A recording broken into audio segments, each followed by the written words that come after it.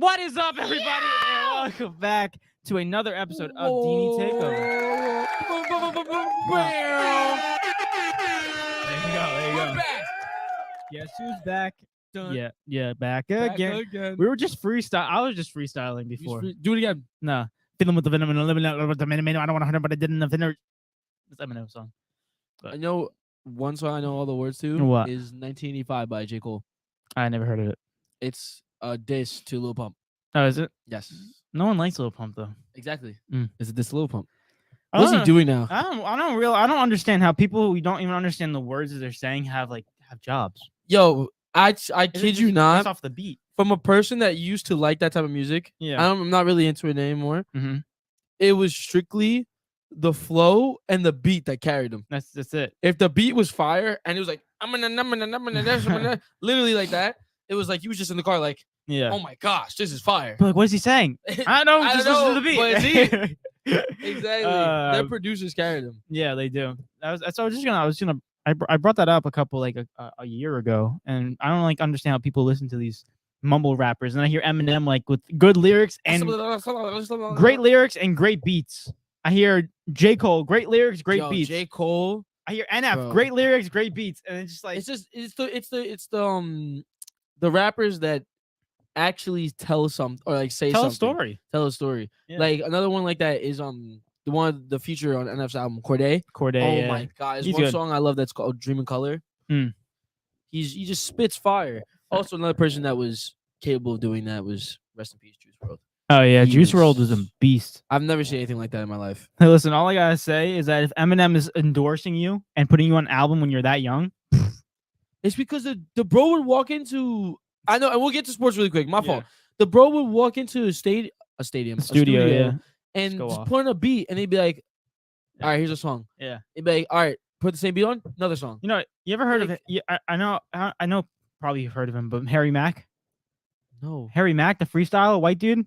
He's on all over YouTube, Omegle. He does all that kind of stuff. probably. Yeah, probably. he's literally one of the best freestyles I ever heard in my life. So it's a gift. It's insane. Like he was explaining it, he basically goes from one word and he's thinking about what he's gonna say next, like ready before he even says the How do word. you physically do that? I Like, can't. My yo, brain can't work like that. I can't even be on my phone and listen to someone talking to me and comprehend what I'm listening to, let alone think before I speak. This guy right here. Yeah, Harry Mack. Yeah, bro. But Bear said, "Gentlemen, how are we doing today?" Shout out to Bear. Thanks for popping out, bro. Anthony Maurice. Appreciate you. Full guys. government. It's full government. Well, you forgot the middle name. I don't know the name. You know the name? Anthony Stephen A. Smith Baris. No. What? Anthony Beverly Maurice. Ooh. Bear, is that true? ABB. ABB. Ooh, that's nice. That's nice. We like that. Yes, sir. But thanks, Bear. We're doing good. How about you? But Yes, sir. let's get it popping with today's show today.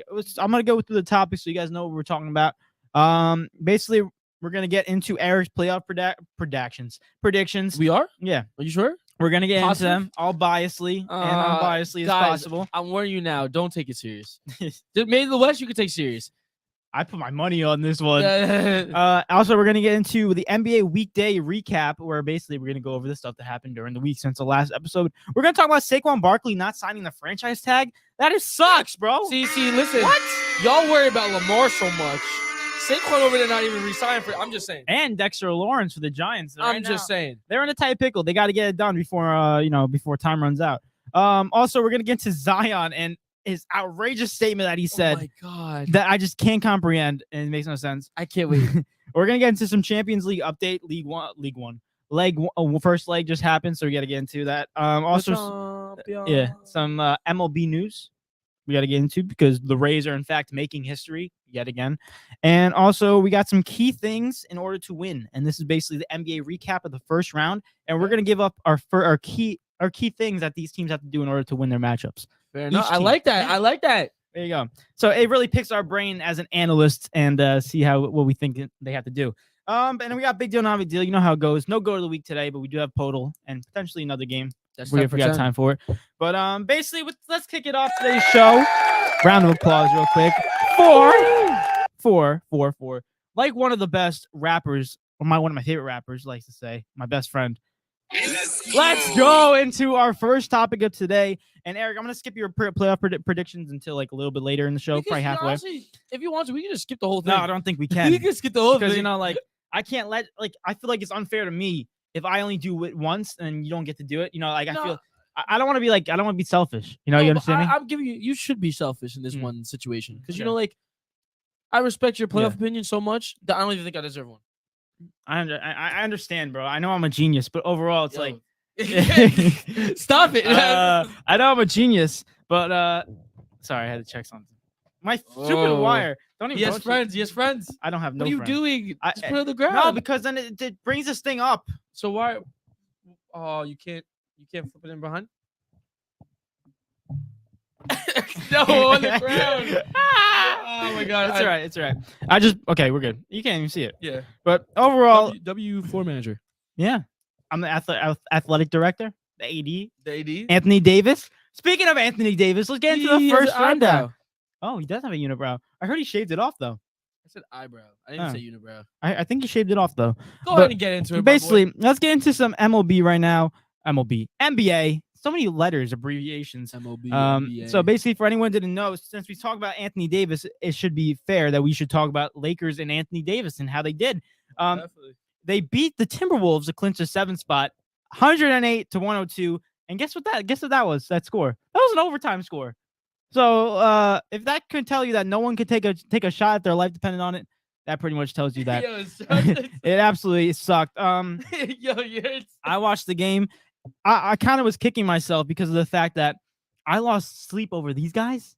Yeah, I wasn't doing that. I'm sorry. I lost sleep over these dudes. I think, this was last night? No, last night I fell asleep on the couch and I woke up at 1 o'clock in the morning and I'm like, you ever see that meme? It's like, what happened? Yeah. What happened? And then I see Thunder won and I'm like, oh, damn. But we're going to get into that. But basically, like we said, the Lakers won 108-102 in overtime. The Timberwolves were without Naz Reid, Rudy Gobert, and what's his name? Jaden McDaniels, one of their best perimeter defenders, and they couldn't pull it out. So I'm gonna go through these box scores real quick. Anthony Davis played 43 minutes, only had 24 points and 15 rebounds. LeBron James, star of the show, he had 45 minutes, he had 30 points, 10 rebounds, 6 assists, shooting above 50%. I think he's the only one on the Lakers to do that, to be sure, other than Malik Beasley, who only took 3 shots. Also, Austin Reeves had 12 points. Roy Hachimura had 12 points off the bench, and Dennis Schroeder, to get him the 3-pointer to get him the lead, had 21 points off the bench. So overall, good game for the Lakers. We go into the Timberwolves real quick. The leading scorer was in fact Karl-Anthony Towns with 24 points, 11 rebounds, and 5 assists. He was balling. He was 8 for 12, 2 for 4 from 3. He was playing spectacular. I never seen him. I mean, I've seen him play that good, but he was playing lights out. But the only issue why they lost is because he was in foul trouble late into the game. He had 5 fouls going into the 4th quarter, so they had to limit his minutes.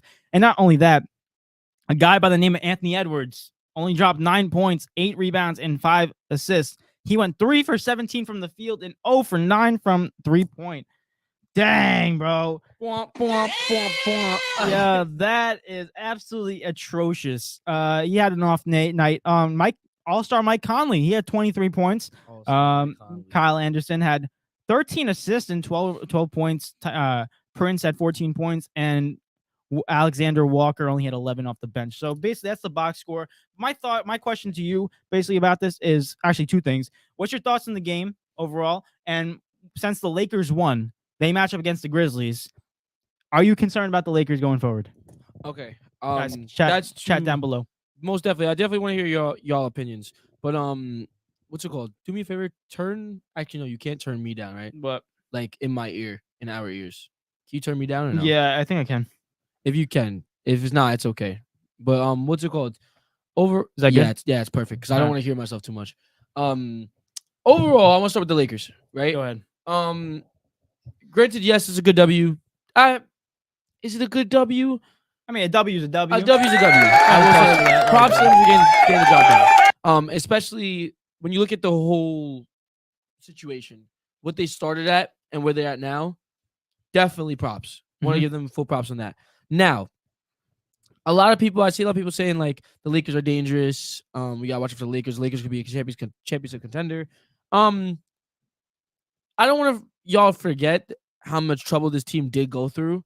And also, I don't want y'all to forget that this team scraped by a Minnesota Timberwolves team that was missing 2 key players. What was the third one that was out? Nas Reed. Not 3 key players. I'm sorry, because Nas Reed's been balling this year. He's their backup center. Awesome backup center. Rudy Gobert, granted. Oh, they don't need him. They definitely do. They definitely Sucks. do. Even though he's not been worth what he's been traded for, they still do. It's a presence to have in the center role. And then also Jaden McDaniels, another big, great defender guy.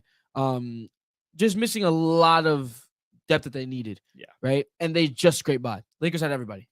So that is very concerning. Going to the Grizzlies series, as of right now, the Grizzlies have been there before. Yeah. So have the Lakers, but in the bubble, right? But with that team, obviously individual players have been there before. Speaking of LeBron James, basically LeBron, AD. Yeah. Was Dennis Schroeder on that team? Or was that when he was like? No, I think he was. He was on that team because that's when he wanted that extension. Exactly. So Dennis Schroeder was there as well. But overall, they know what it takes, right? But the Grizzlies also know what it takes. Mm-hmm. They never won a championship before. They're a gritty team, but they've gone deep in the playoffs before. Looking at these matchups, I feel like the Grizzlies are a little bit more ready than the Lakers are. The Grizzlies are definitely a better team than the Lakers are, right? But when you look up the Lakers healthy, to count out LeBron and AD, you really can't ever. And the Grizzlies right now don't have Steven Adams. Yeah, they're a big player for them. They're out for the rest of the season, so that's a big deal. So we're gonna have to see how they adjust to that. But overall, I think it's gonna be a very good series. I want to lean towards the Grizzlies in 6. Around Grizzlies in 6. Fault you with that. Grizzlies in 7. However, if someone wants to say that the Lakers are gonna beat the Grizzlies, I'm not against that either. Because overall, oh yeah, you did. That's facts, what I you did. It was you actually. But like overall, I just feel as if like when it comes to that, because it's playoff Bron. Yeah. AD, when he's at his best, he's at his best. Like we're talking top 3 power forward in the league. Yeah. If not top 5 big man. 100%. So, and I don't know. Then again, Jaren Jackson versus AD. That's gonna be a very key matchup to look into. A very good defensive guy, player of the year candidate. Versus Anthony Davis, a very good offensive and defensive guy. And you got LeBron James, who's guarding him, probably like Dylan Brooks. Yeah, probably. Right? That's going to be they got some beef. Yeah, that's going to be a tall task for Dylan Brooks, but I guarantee you he's not going to back down. Definitely not. It's going to be a very good They're resilient, these guys. Very good matchup. Who's guarding Ja Morant? Not one person. Austin Reeves. AR-15. Nah, not even, no shot. He's a good defender. I like Austin He's a good Reeves. defender. He's really gritty. I like him a lot. When it's time for Ja to turn up, I believe Ja will turn up. 100% Ja. You know what I mean? Ja Morant's going to turn up. Desmond Bane, who's going to handle him? No one. Him versus D'Lo. We saw D'Lo in this game choke artists, and that's my boy. Yeah. I love D'Lo. That's my favorite point guard of all time. He went 1 for 9 with 4 points. Exactly. It just doesn't. He had a really bad game. But overall, that Grizzlies team is better, so they should be winning. Yeah. But I won't go against the Lakers. Yeah. If I can chime in real quick about that. If you guys weren't here last episode, I did my bracket for the playoffs. Yeah, and I had the Lakers winning. I didn't say what specific games. I said it was gonna be close. I was thinking 7, but I had the Lakers winning in 7. So the reason I have that is because I'm thinking more game plan wise. And if you look at the Lakers team, right, Jaren Jackson Jr. is, I believe, 6'9", 6'10". Around that. The tallest player on the team without Steven Adams there, and they have no Steven Adams there. So like you're talking about Steven Adams, they're only like they're veteran in a sense. If you want to. Yeah, they're veteran in a sense. Also, the guy who has been there for multiple teams in the past in the playoffs and positioning, a guy that's a rebounding monster, a presence in the paint. You're not moving that guy; he's a brick wall. And now to only have Jaren Jackson Jr. as your big man, I feel like that hurts them in terms of their paint presence. Obviously, Jaren Jackson Jr., my defensive player of the year in the future. I think he's phenomenal, but it's a tough task to take care of LeBron and AD all by himself in the paint.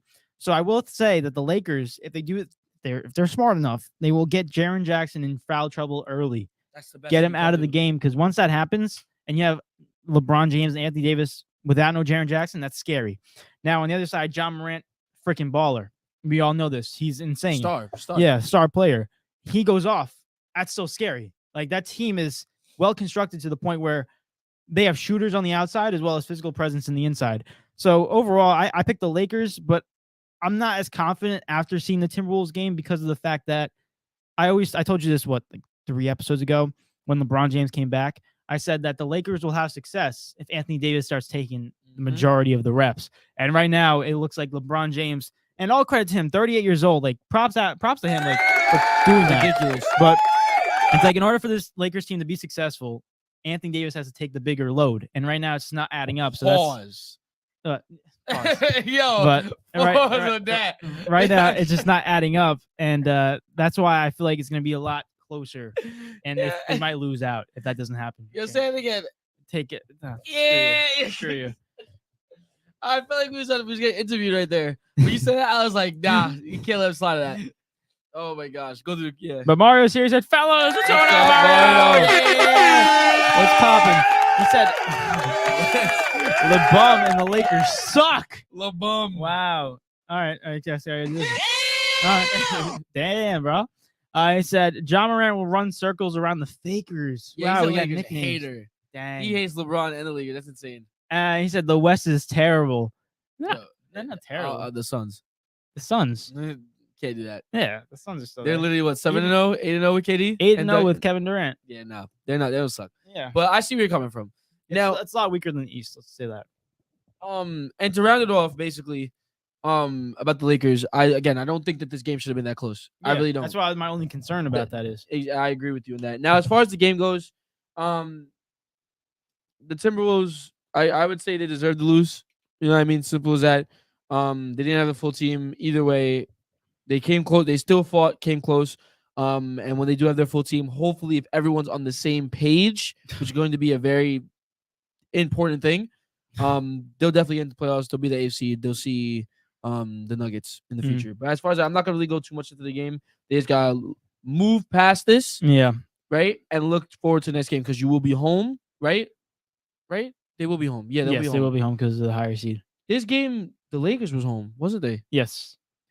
All right. Yeah. So you'll take it back to Minnesota, get it done in Minnesota, and move on. To rebuttal that, I don't think they're getting it done. I think OKC's gonna come by and beat them out because Rudy sucks. He still has back spasms, and not to mention the fact that I think Karl-Anthony Towns is gonna have an off night, and that's when Anthony Edwards is gonna have a good night, and they're just not gonna match up on the same day. According to your bracket, I mean, you didn't have the Thunder going through the Pelicans, but you still either way, you don't like the Timberwolves. Clearly, you don't want the Timberwolves to go through. Yeah. But Mario said, "I told you the OKC Thunder would win." I mean, hey, bro, props out to you. Props out to you. I haven't seen it. Absolutely, Pelicans suck. We have some more stuff. I don't know if you guys heard, but we're gonna be talking about the Pelicans later in the show. Actually, after this topic, but the week the week recap of the play-in tournament. We got the next game I want to discuss, and it's about the Atlanta Hawks on Tuesday beat the Miami Heat 116-105. Now, I think I can speak for both of us, and I think everyone and that's listening right now, that the Miami Heat are not the same Miami Heat as last year. I think it's pretty much obvious. No. And the thing is, they literally have the same exact team. The only difference is that the consistency in shooting outside the three is absolutely horrendous. Like they suck balls through a straw. Like it's actually so bad. So overall, like it just goes to show in this game that defense cannot beat good offense, and that's what happened. And they didn't outscore. Miami did not outscore Atlanta. They only scored 105 points when Atlanta had 116. But overall, Trae Young had a great night. 25 points, 8 rebounds, 7 assists. Clint Capella had 21 rebounds. Jesus. All by himself. Now, just to put that in comparison, guys, he had more than half rebound. We had more than half of the rebounds of the Miami Heat team as a whole. Clint Capella had more than half of that. And then also, it's not to mention DeJounte Murray, my boy. He had 18 points, 5 rebounds, 6 assists. Their bench was going off. Bogdanovich, 14 points. Johnson, 10 points. Sadiq Bey, 17. Okongwu, 12 points. I got to pronounce that name right. Yes, you got it. And then on the Heat, Jimmy Butler, 21 points, 9 assists. He had a terrible night, to be honest. His shooting was 6 for 19, not good. Bam Adebayo only had 12 points. Tyler Hero had 26. And then you had Kyle Lowry off the bench with 33 points. And then everyone else just didn't want to show up that game. BBL was going crazy. Big Booty Lowry. Big Booty Lowry was going insane, but it wasn't enough. And now the Atlanta Hawks are, in fact, the 7 seed. So shout out to Atlanta. Topping out, bro. Shout out. I got to say, I did not expect them to win this game. Yeah. I really didn't. The Miami Heat are a better football. Mm. Goodness. No, I me. don't think they do that. The Miami are a better basketball team. Yeah. Hands down. I mean, I'm not gonna lie to you. I didn't get to watch this game. Based off the stats, what I'm looking like, it looks like the bench of Atlanta just killed the Heat. I mean, everyone off the bench is in double figures, Yeah. and all of them are shooting good percentages as well. They all were efficient, like 12 points, 17 points, 10 points, 14 points. They were just a really efficient team. Trae Young did his job. You know what I mean? Nothing like that. DeJounte gave what he had to do. Clint Capella scored no buckets, just grabbed rebounds. He just said, go out there and clean Did the his glass. job. That was it. Did his job. Simple as that. They just overall just played a better team ball, I guess you could say. Yeah, they did. Based off the stats, obviously. Now, this Miami Heat team, I can't lie to you. This is a bad L. They suck. This is a bad L. The Miami were home as well. That's another thing. So they walked into Miami and took one from you. Yeah. It's really not looking good for them, honestly, and it's concerning because now they have the Bulls next, and it's gonna be close. And I don't think I should be able to say that, to be honest. I think I should be able to say the fact that Miami Heat should be comfortable, but they're not comfortable. They're not comfortable, which is crazy to say. We really might not see Jimmy Butler in the playoffs this year. And honestly, I don't think so either. I don't think Jimmy Butler is going to be in the playoffs this year. Because in fact, they versed another team that we're going to be discussing, the Bulls. And after watching the Heat in that performance offensively, scary. But then again, they are so inconsistent that they do terrible one night and then just pop off another night. Exactly. It could happen. But overall, when we look at it, this whole season was not a success for this team. Terrible. They've regressed badly. And also, even if they make it out into the 8th seed, they're losing first round. I wouldn't be surprised 4 games against the Bucks. That could be a 4-0 sweep. Yeah. But overall, going back into this game, I watched that game, and the main thing I saw, Atlanta Hawks started out early. And I know it's like, yeah, obviously, like you want to start out early, but when you're an away team and you're starting out hot early, you quiet the crowd right away. You quiet them right away. They have no participation in the whole type of in the sporting event. You own them in a sense, and now you get to control the game by yourself and how well you play. So overall, the Atlanta Hawks, Trae Young was balling out in the first quarter, and they got out to like I think double-digit lead by the end of the first. And then all of a sudden, another main key thing I want to talk about is rebounds. I mean, you look at offensive rebounds by themselves. The Atlanta Hawks had 22 offensive rebounds, and the Miami Heat had a total of 6. Oh, so overall, that's horrible. Just wasn't enough. And in terms of total, 63 rebounds for the Hawks and 39 for the Miami Heat. So they absolutely just did terrible. And I really got nothing to say. The largest lead for the Hawks was 24 points. Bro, so. Bam Adebayo was fighting for his life out there. Yeah, he was like, "Please give me a board." Yeah, that's what happens when you meet a center that's just taller than you and better rebounder. Yeah, what wins do you have? Nothing in the paint, at least. In terms of getting rebounds. Crazy. But yeah, that game was shocking. It was shocking to me. But then again, I did have the Heat winning that game, and I had them go in the 7th spot. But I remember saying on the podcast, and you can quote me if I'm wrong, but I remember saying that the Atlanta Hawks can win this game because it's an even matchup and how inconsistent the Heat are. I wouldn't be surprised if Atlanta won, and also Trae Young goes off and is effective early on, and everything added up. And now they advance and they verse the Celtics.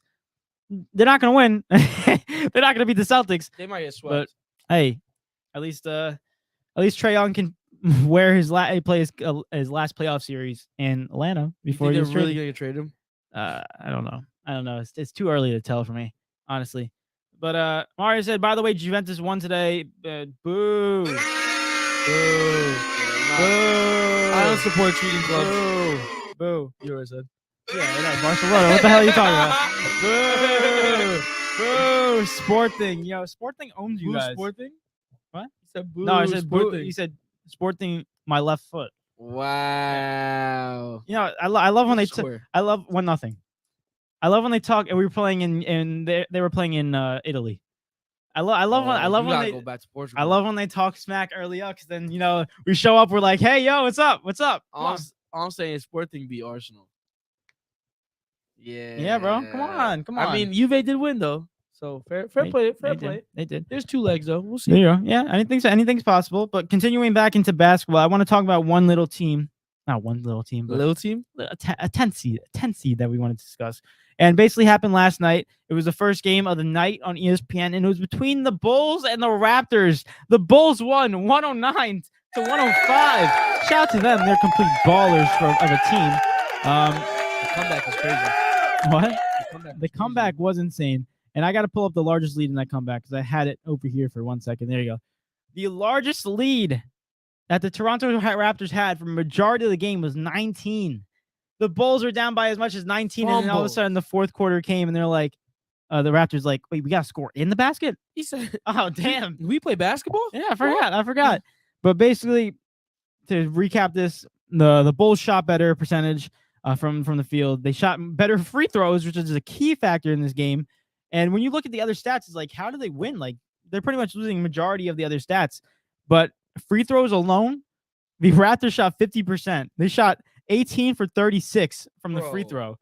And then the Bulls shot 18 for 22, 82%. So 50% from that's how bad that is, bro. Sucks. It's better. It's worse than Shaquille. That's horrible as a team.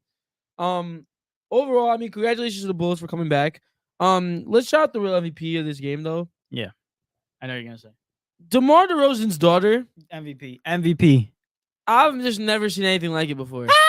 This girl was screaming bloody murder every single time. Not the word bloody murder, but just screaming. She was screaming her head off. Yeah, like high pitch and like just obnoxious, just ear piercing. And it was you could clearly hear her in the stadium, and she was like belting, bro. Yeah.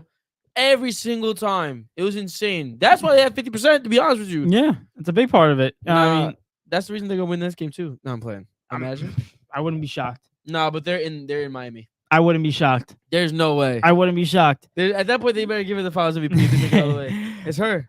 Yeah, but no, honestly, she is a real MVP because she pretty much helped them secure that W. 18 for 36. Bro, you gotta understand something. 18 for 36.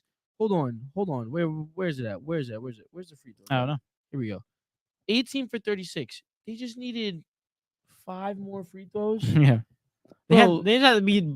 They can be like 60s. They could have been 60%, win the game. Yeah. Bro, you know how bad that is? Terrible. I'm terrible, but bro, what's 36 minus 18? 36 minus 18? That's 18. That's 50%. I'm so stupid. Bro, I'm so stupid. You did say 50%. Oh my god. I just exposed myself. Guys, pay attention to class.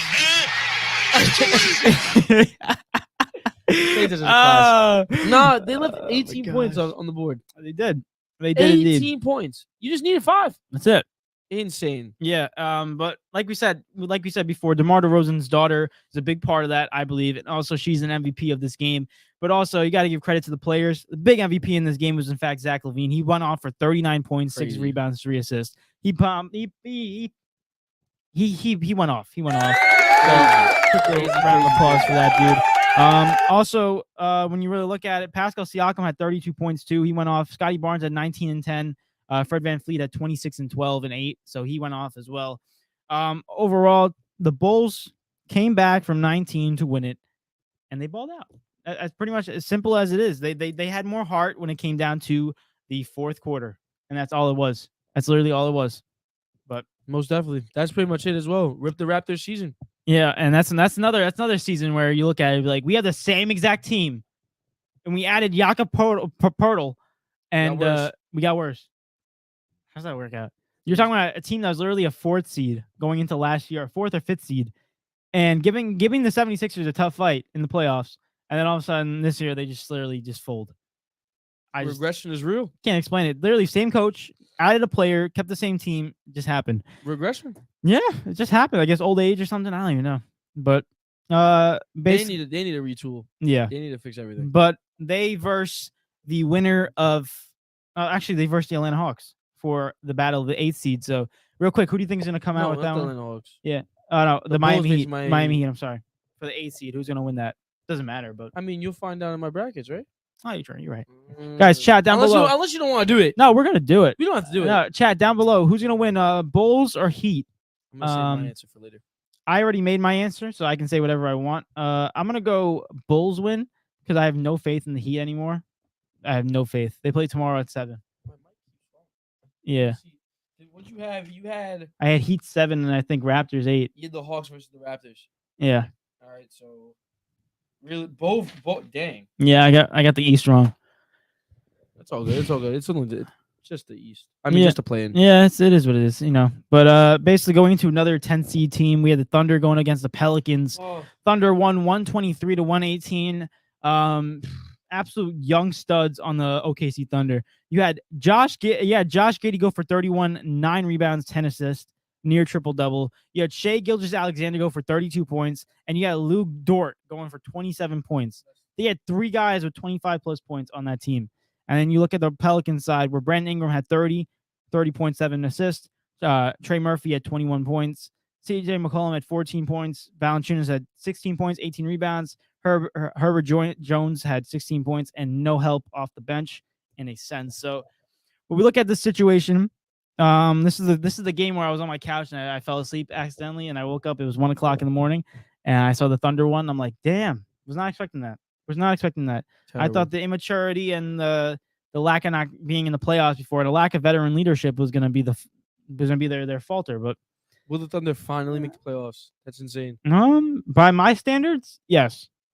I don't think so. By my standards, yes. But yeah, I mean, I got to give this Thunder team a lot of credit. Young squad, and they just fought out, and they got their W. And an away squad too. Can I just say, I don't even want to talk about this game, to be honest. I want to talk about the person that didn't cause, but it's a big part of it. A big part of why the Pelicans could get the W. It's Zion Williamson. Yeah. Right? Can we just do you have the quote saved or you want me to pull it up? If you can pull up that quote. I didn't have the quote saved. But because this is insane. Yeah. But before we get into that, Zion, while you're pulling that up, I have one more thing about a fun fact about this game, these 10 seeds.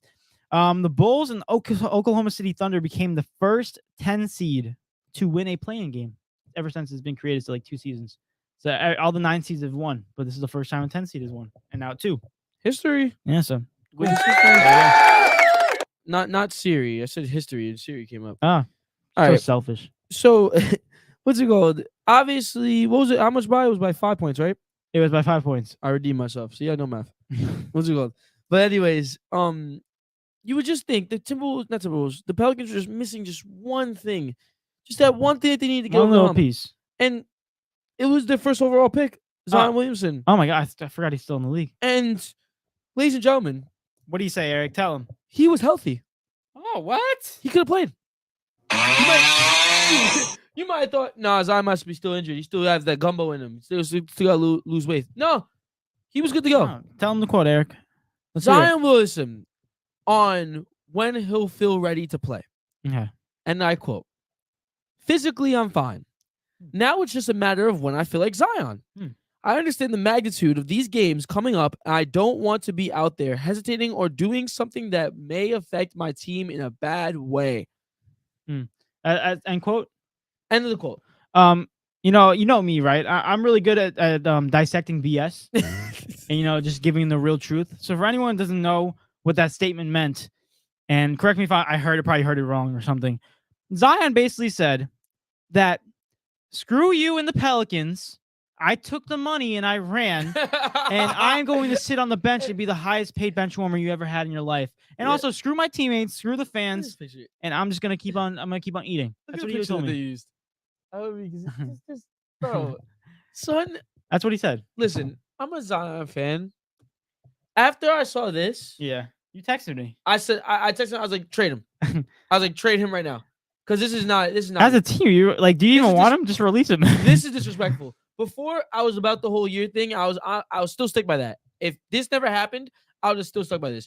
But now he's just taking advantage. Yeah. This is insane. Bro, we're paying you a bucket load of money. 5 years, $200 million. Probably the highest paid player on the team. And you not playing because you don't feel like it? Yeah, it doesn't feel like Zion. What is feeling like Zion? So apparently there's a difference between feeling good, like he stated, and then feeling like Zion. What is that? I don't understand. Who's Zion? I want to hear what his percentage is like. So I don't know if he's like that good in school. Because I would just picture his percentages be like, well, I'm 100%, but I got to be 120. Like, what the hell, bro? You're already 100%. Go out and play. Kobe was playing when he was 50%. All these dudes are playing when they're 50%. This is the play-in tournament. You're talking about a great talent, averaging 27 and 7 on a good night. And he can do that back-to-back-to-back games. And this team could have been something big because we saw it last year with the same team. Potentially, they beat a number 1 ranked Suns team, and they kept on rolling. Add Zion to this mix, especially this team right now. Scary. They could make it to the farther rounds, and that's not a scary thing to say with this West. So absolutely lazy, bro. I gotta say, Sucks. the part that didn't bother me was he said, I understand the magnitude of these games coming up. Well, no, not that part. I said, I don't want to be out there hesitating or doing something that may affect my team in a bad way. I know what he means by that in the sense of being hurt and not being 100% and then like hesitate to do something, right? Let's say if you're at, but hear me out though. Let's say you're at 50%. Keyword, 50%. Mm-hmm. You're going to be out there. You might be one of the best players, but you're basically hindering the team because you're not at your best. There might be someone else that's at 100% that can give more than your 50%, right? But sometimes you're good enough, whereas your 70% is better than someone's 100. Mm-hmm. You know, Zion said, physically, I'm fine. Yeah. So that means what you're else good. matters? That means you're good. Son, you said that physically, you are good to go. That's what you just said. Then you go on to say, now it's just a matter of when I feel like Zion. What the hell does that even mean? What does that even mean? How long does that take? Exactly. And now we're just at this point, you're 100% to play. You're just gonna sit there and be like be the coach. I'll be Zion. Be the coach. Yo, you want to play today? Hey, you ready to play today? You feel good? You said you were 100% last night. Coach. Shout out to Evans, by the way. He did this for me. It's like, honestly, man, I don't really feel like myself right now. Oh, okay. So I'm gonna take it out. But listen, I'm gonna catch y'all. The fat lazy slob. Like this guy, and then he goes on to say, he makes it worse. I understand the magnitude of these games coming up. Apparently, you don't.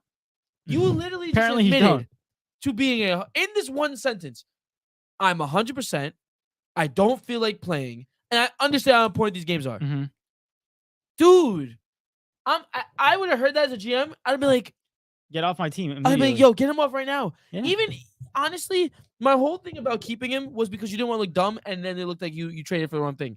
At this point, he made himself look dumb. The same. Also about last podcast. It was waiting for a trigger, right? This is the trigger. No matter what he does in the future, it was a bad business decision from jump to get him. Mm-hmm. You know what I mean? Or it would be a bad business decision to keep him. Yeah. Because there's no point. Because he doesn't want to play. Yeah. It's just that simple. He does not want to play. And just to put the cherry on top, I don't know if he said this quote after or before he did this, but he was dunking before the game in warm-ups. Oh! He was doing 2 insane dunks before in warm-ups, and you're telling me he can't play. Oh, hell no. Yeah. Oh, hell no. Oh, hell no. Oh, hell no. She said Oh, Siri just went off on his watch. No. Oh, God. It's just like, Zion? imagine his teammates just watching him dunk. Dude, I wouldn't even want to be with you. I'd just be saying that to people like this. I beg, are you kidding me, bro? I'd be like, you can run to a Big Mac, but you can't run across the court and go for a dunk. Like, give me a break. What does feeling like Zion mean? Oh my gosh, he hasn't felt like Zion since he got into college. That's what that means. That's like me saying, I go to play a game, right? Mm-hmm. And I'm fully healthy. I'm like, I just don't feel myself today, though. That it's called having a bad day. Yeah. You still go out to play. I don't get paid. You get paid millions. Listen, this is millions of dollars. This is to do what? The one thing I hate about sports, and I don't think this is ever going to stop unless owners and people put a big stop to this in terms of money. Like, you get paid money. Not even like $20,000 a year, like $30,000. You get paid more than the highly educated people in this world and multiply it by at least 10. You got people here, doctors making $100,000, $200,000 a year, and you're playing basketball, which is a high level sport. I understand. Yeah, but still, it's nothing compares to those jobs. And he's making $33 million next year. And the dude has played, I think, out of the whole draft they did in 2019 draft, I saw a stat. He played 104 games in total ever since he's been in the league. He ranks 30th in games played. There's 29 people ahead of him in that draft that played more games than Zion Williamson. That's horrible. So overall, like you said, trade him, right? But the thing is like, if I'm another team, I'll be like, who wants him? Someone take a chance of that. I was gonna say like a team like Detroit Pistons. Yeah, cap space, young team. I'd throw everything at him except for Cade. But like the thing is, like me logically, if I'm a GM, right? Like me personally, if I had a team, I'm looking at the situation. I'm like, I don't want Zion, and like that's just me personally because of the fact that this dude, if he's not with this team, he's not committing to that team. Well, it's not to say that one thing's gonna switch him off and he's not gonna commit to my team. Like you know what I mean? And we're investing our money into this for you to be a star player and not even play. It just sucks. Honestly, So Spurs, screw him.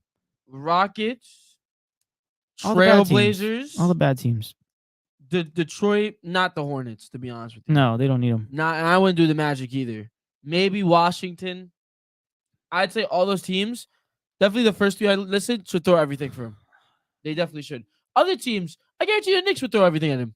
I really do. They better not. They better not because the dude doesn't even play a full season. The thing is, though, what if it's actually a situation where I'm starting to consider, like, what if he really doesn't want to be in New Orleans? That could be a situation too. Who knows? That's so sad, though. But that's a douchey way to come about it. Because not only are you putting a bad name on yourself, you're putting a bad name on your brand going forward. It's like if you don't want to be there because of what? It makes no sense. Like you look at some of the Request a greats, trade then. or you look at the greatest of all time, in my opinion, Michael Jordan turned the Chicago Bulls into a or a franchise, like a big a franchise. dynasty. A dynasty. This man, all the Chicago Bulls or Michael Jordan has 6 rings. Guess how many rings the Chicago Bulls have? How many? 6. Oh, there you go. He made them a big organization. Who's your daddy? What is the last time you saw the Bulls be amazing? Other than D Rose before he got hurt. 2009. They haven't been that good since then. Yeah. So when I look at this, it's like, let me just say, Zion, it doesn't make sense to me on why he wouldn't want to be there, because when he came back, he was playing like he was angry. Yeah. Like he was playing for real.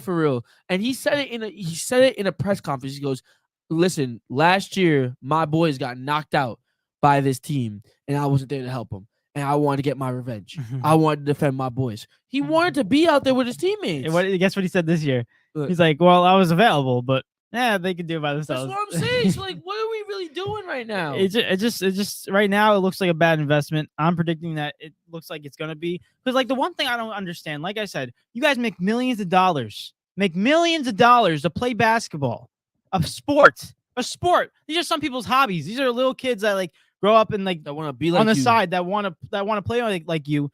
People like Eric that are looking up, like you're not looking up to him, but you like him. Admire him. You like him. Admire him. He's a great player. And then all of a sudden you do something like this. And this is why the draft is bogus. He's a stud player, but the fact is you don't know who you're getting, what you're getting, when you're getting it. Like it's just the same thing. And the one thing going back to the Pelicans, if he wants to leave overall and all of a sudden next year he just plays good, what? I just saw the comment. And next year he just wants to play good, like for some reason for another team. I just don't get it. Like you're a role model to other people. Don't you love the game of basketball? Wouldn't you want to play? And if you really hate it so bad, request a trade. Because nowadays in sports, any player can request a trade. They automatically trade them that year. It's no longer like other years in the past where like you can't leave. Yeah, you're stuck. You're under contract. Like now it's like, all right, the players have power. Just give me a break, Zion. It's just sad. Yeah. Like that's just I don't understand. Literally, do you understand how blessed you are, bro? Mm-hmm. Like genes, athleticism, money. Forget all this money in general. The position that you're in, how good you are. It's like 6 months or half a season in the NBA.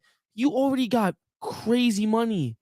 Like crazy money. We're talking, think about it. You said next year you're making $33 million. 33.3, and then it's 36, and then 37, 38, and then 41. If he's making $33 million a year, how much do you think he has by half the year?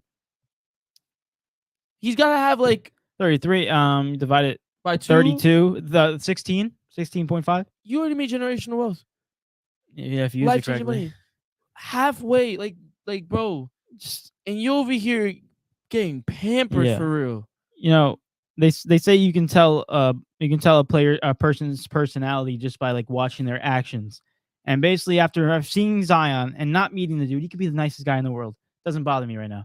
But the fact that if I'm looking at it as a whole, there's a couple things I can describe him as: lazy, doesn't care, doesn't work hard, and basically non-investable for me. It's like, where's that hunger that you had in high school and that you had at Duke? That's the hunger that you need to tap into right now. You need to go back to your roots. Go back to where you came from. Go back to the struggle. Go back to no, but I'm being so serious. Like Izzy did that for his fight. Mm-hmm. Went back to what's it called? That's a tough mofo. Dude, Nigeria. he went back to his roots. Yeah. Because he had to really tap into something in order to get it done. That's a hard worker. Mm-hmm. He had to find that grit in him again. Right? Yeah. Zion, if you ever do see this, bro, go back to your roots. Go back to the reason why you work so hard to get out there. Go back to what was your motive. And then take that and then put it back into your game. Because this ain't it, bro. You over here, I'm a fan, bro. I can't defend this. I just said that they should trade you. Yeah. Like, come on, dude. But come to Brooklyn. No, no, definitely not. Definitely not. I don't even know if I want to say that. I don't even want him on the Knicks. I don't want him on Brooklyn. Get him away from New York as soon as possible. Because literally, he doesn't play. And that's the thing is you have to play in order to win. If he gets the Knicks, I'd laugh. I'd literally cry. Sick. But I don't even know anymore. If he plays though, it'd be amazing. Bro, the thing that he doesn't care, and that's the one thing that gets me so mad is that the fact that there's so many people that want this, and the fact that you're there and you don't care about playing, it just gets me so fed up. Because if he really cared, he has a weight clause in his new contract. A weight clause. He has to be down a certain weight by the start of the season. That is a problem, bro. Yo, this dude's doing weigh-ins. He's in the wrong sport. I heard Stephen A. Smith talk about it. He's like, yeah, Kobe Bryant used to hate when Shaquille O'Neal used to eat McDonald's, and he used to be fat. I mean, he's still pretty big, but I love Shaq. But he was a big man back in the day. But guess what? He actually played. He was good enough. He actually played. Bro, he was good enough where he could do everything. It wouldn't matter. He actually played. But we got some comments before we move on. Fernando said, I feel like Zion sometimes. That's facts. Sometimes I feel like Zion. It's called Suck It Up and Be a Man. That's what I'm talking about. There we go. And he said, there are single moms working 2 jobs to put food on the table, and Zion has a boo-boo. That's what I'm saying, bro. Literally. And honestly, me personally, like I heard Jay Williams talking about load management and all that stuff. It just gets me really mad as a fan and a player that you put all this money, you work, right, to go watch a freaking game, to watch your favorite player play, and the fact that they couldn't show up, screw you, just screws you. And it's like, I understand you get injuries. Like, if you're actually injured, I understand. But to the fact that you're going to rest, I hate that resting BS. Because guess what? If I played in the league, I would play every single freaking day because I know the struggle that it is for the fans. And people were like, Jay Williams like, well, yeah, but the fans, it's not always about the fans. You got to understand that the players are players. Whoa, wait, pause. Break, bro. Because hold on. That makes no sense. Paraphrasing, but even if, who's the one that gives you the money? Paycheck. Who's the one that makes your organization possible? Who is the people that make it possible for you to have great training facility, a great arena, and a organization? Mm-hmm. It is the fans. It is about the fans. Yeah. The fans are the reason why the NBA is a thing. Mm-hmm. The fact that I come into your doors, I sit down, I pay ridiculous money to see players play, right? That's what keeps y'all going. Yeah. If every single person stopped watching the NBA today, there would be no NBA. So guess what? And you'd be doing the same thing as me. You'd be grinding, you'd be hustling, you'd be working, maybe even working 2 jobs. Yeah. Like stop it. And to be honest with you, sometimes most players, I was thinking I was playing devil's advocate in my head. Most players would be like, that's not my situation though. That's not my issue if you're insensitive like that. Right? The thing is though, you can't even use that because you can't even use the argument of not my problem. I need a rest or anything like that. Because back in the day, they used to play the same amount of games, and they used to play more than y'all. And now technology is advanced. Now you have a better chance of not getting injured. There's more technology to see different things to catch them way earlier. So explain to me how we have more technology, more money, access to things, more money, and more less equipment, games played. And now we have players having less games played. Yeah, that's why we have more injuries. Yeah, we have more load management. Load management wasn't even a thought 20 years ago. No. You feel me? You know why? Ridiculous. Because they had passion for the game. I'm gonna end this off real quick before we move on. This separates, even if Zion say becomes the best player of all time, say he wins 7 rings or something, 10 rings, 3 MVPs, whatever, and he becomes a phenomenal player after this. I will never put him as my greatest player of all time because of this exact moment right now, because of the fact that you have to play when you are available. And the fact that you're not playing when you are available pisses me off. But I will say one more thing before. This is why I admire people like Mikal Bridges, who plays every single game, 500 and something consecutive games. Isaiah Hartenstein played a whole season. RJ Barrett. But Walker Kessler. Didn't Walker Kessler play like I think games? he missed the last week because just random one. Yeah. Just random one, but like Maxi Kleba, Julius Randle, and before he got injured, obviously.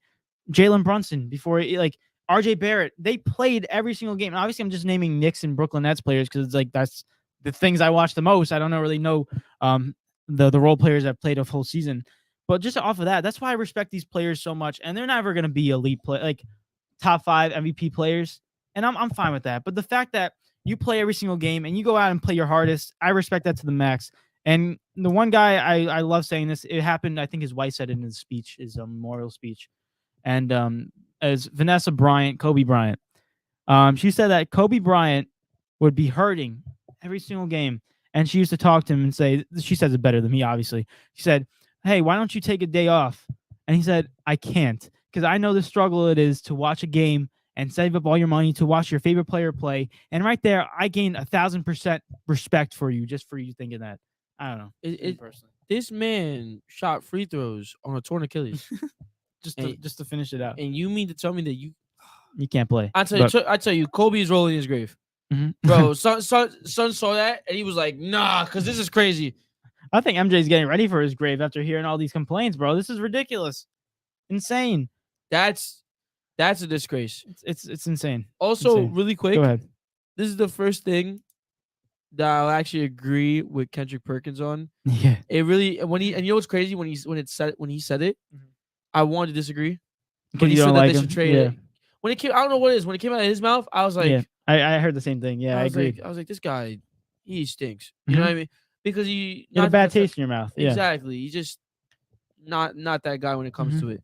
But yo, Zion, you got a lot of criticism on your head right now, and people are starting to call him like Ben Simmons 2.0. Like, yo, you gotta get done. Who's played more games, Ben Simmons or him in his career? Probably Ben Simmons. He's been in the league longer.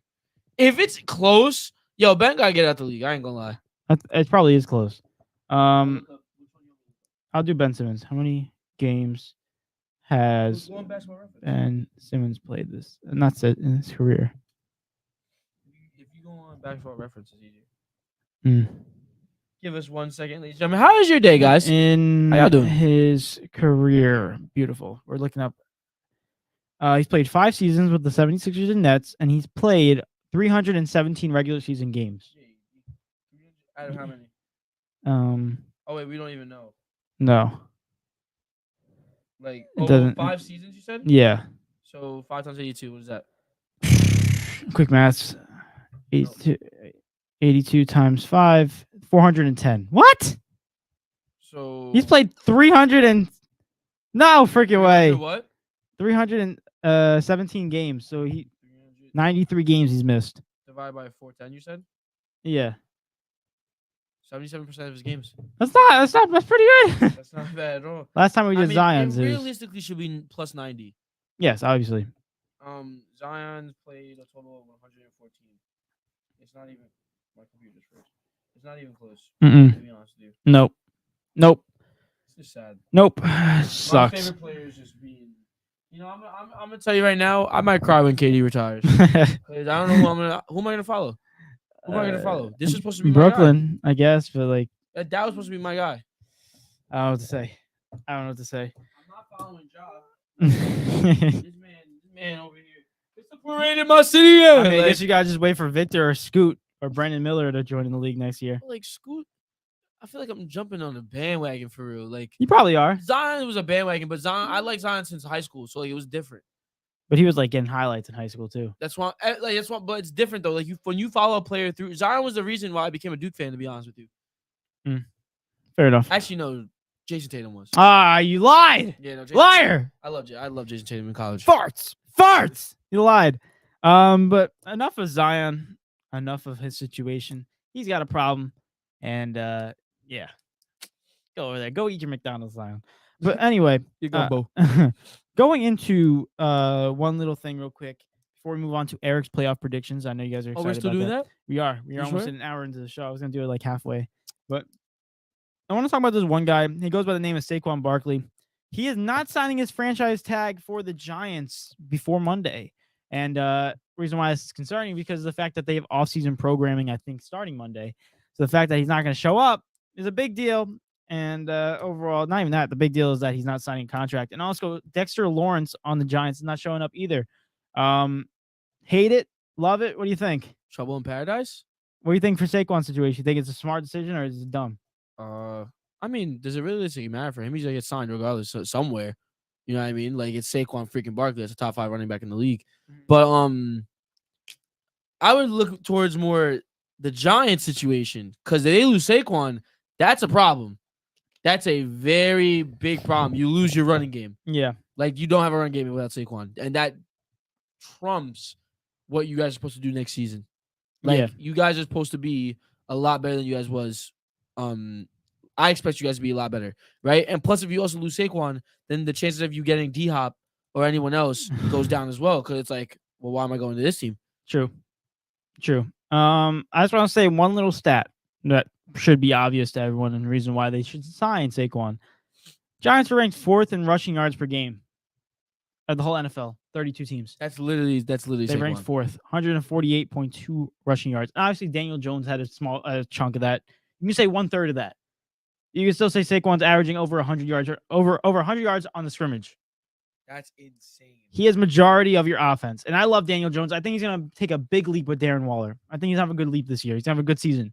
But the thing is, what's my favorite offense? Two-dimensional offenses. And why do they succeed so much? Because of the fact that, and plus when they're so good, is the fact that we don't know if they're going to run the ball. We don't know if they're going to throw the ball. And either way, if they run it, they can beat us. And if they throw it, they can beat us. That's the scariest team because you don't know which one to defend.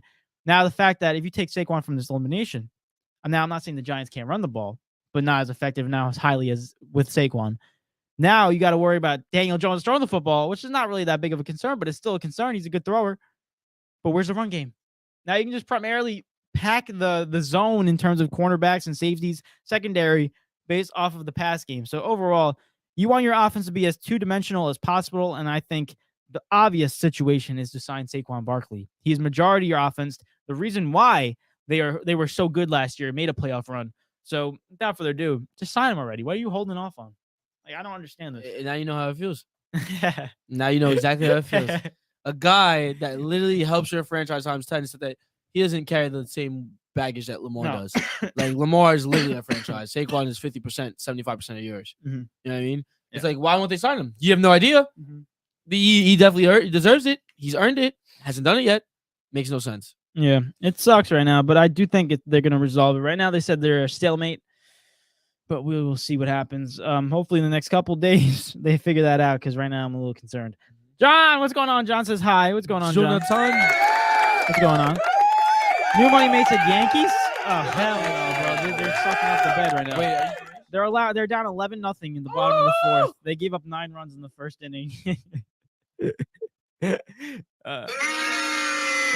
Wait, this isn't real, right? It is real. It's not like an MLB The Show. This isn't real. It's not like MLB The Show. This is real. Brother, this is the Minnesota Twins. This isn't real. Yeah. I swear to you, this is not real. Who's pitching? I want to know. Bro, it's not real. 11-0. Who's pitching? Here. I think we're at bat right now. Yeah, we are. Pitcher is, oh my gosh, the rookie Brito. He did a good 2 starts, but this one he just did 11 runs. Oh no, you said He said prayed for the Yankees. I'm sick with that score. They're getting bent over. And backwards, too. Johnson said, I'm quaking.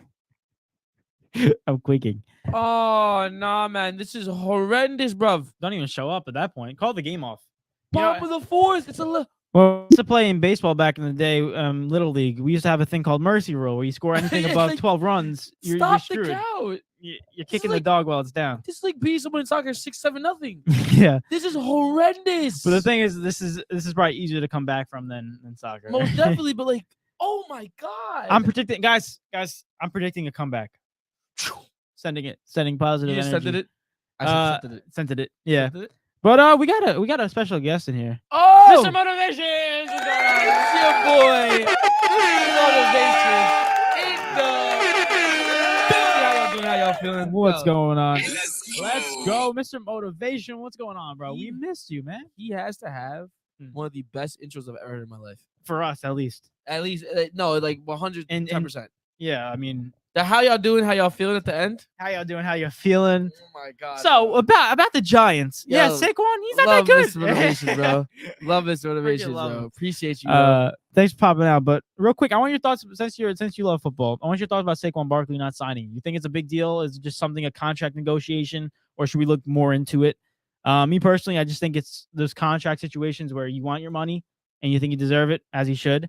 I don't think this really is going to heat up into anything major, where they're going to trade him or release him or anything like that. I don't think so. But as of right now, it is a little concerning, but we will see as time will tell. We also said Lamar Jackson. We also said that Lamar Jackson was going to sign with the team by now. And don't worry, you will. 2 months. 2 months. Just pay my quarterback. No, one month. Just one pay month. my quarterback. Just pay him. Don't get it. What y'all waiting for? He said they ain't the Bulls in a play-in game. What? Who's he talking about? Ain't the Bulls in the play-in I don't game. know. Who you talking about? I don't know. I have no The idea. Bulls won.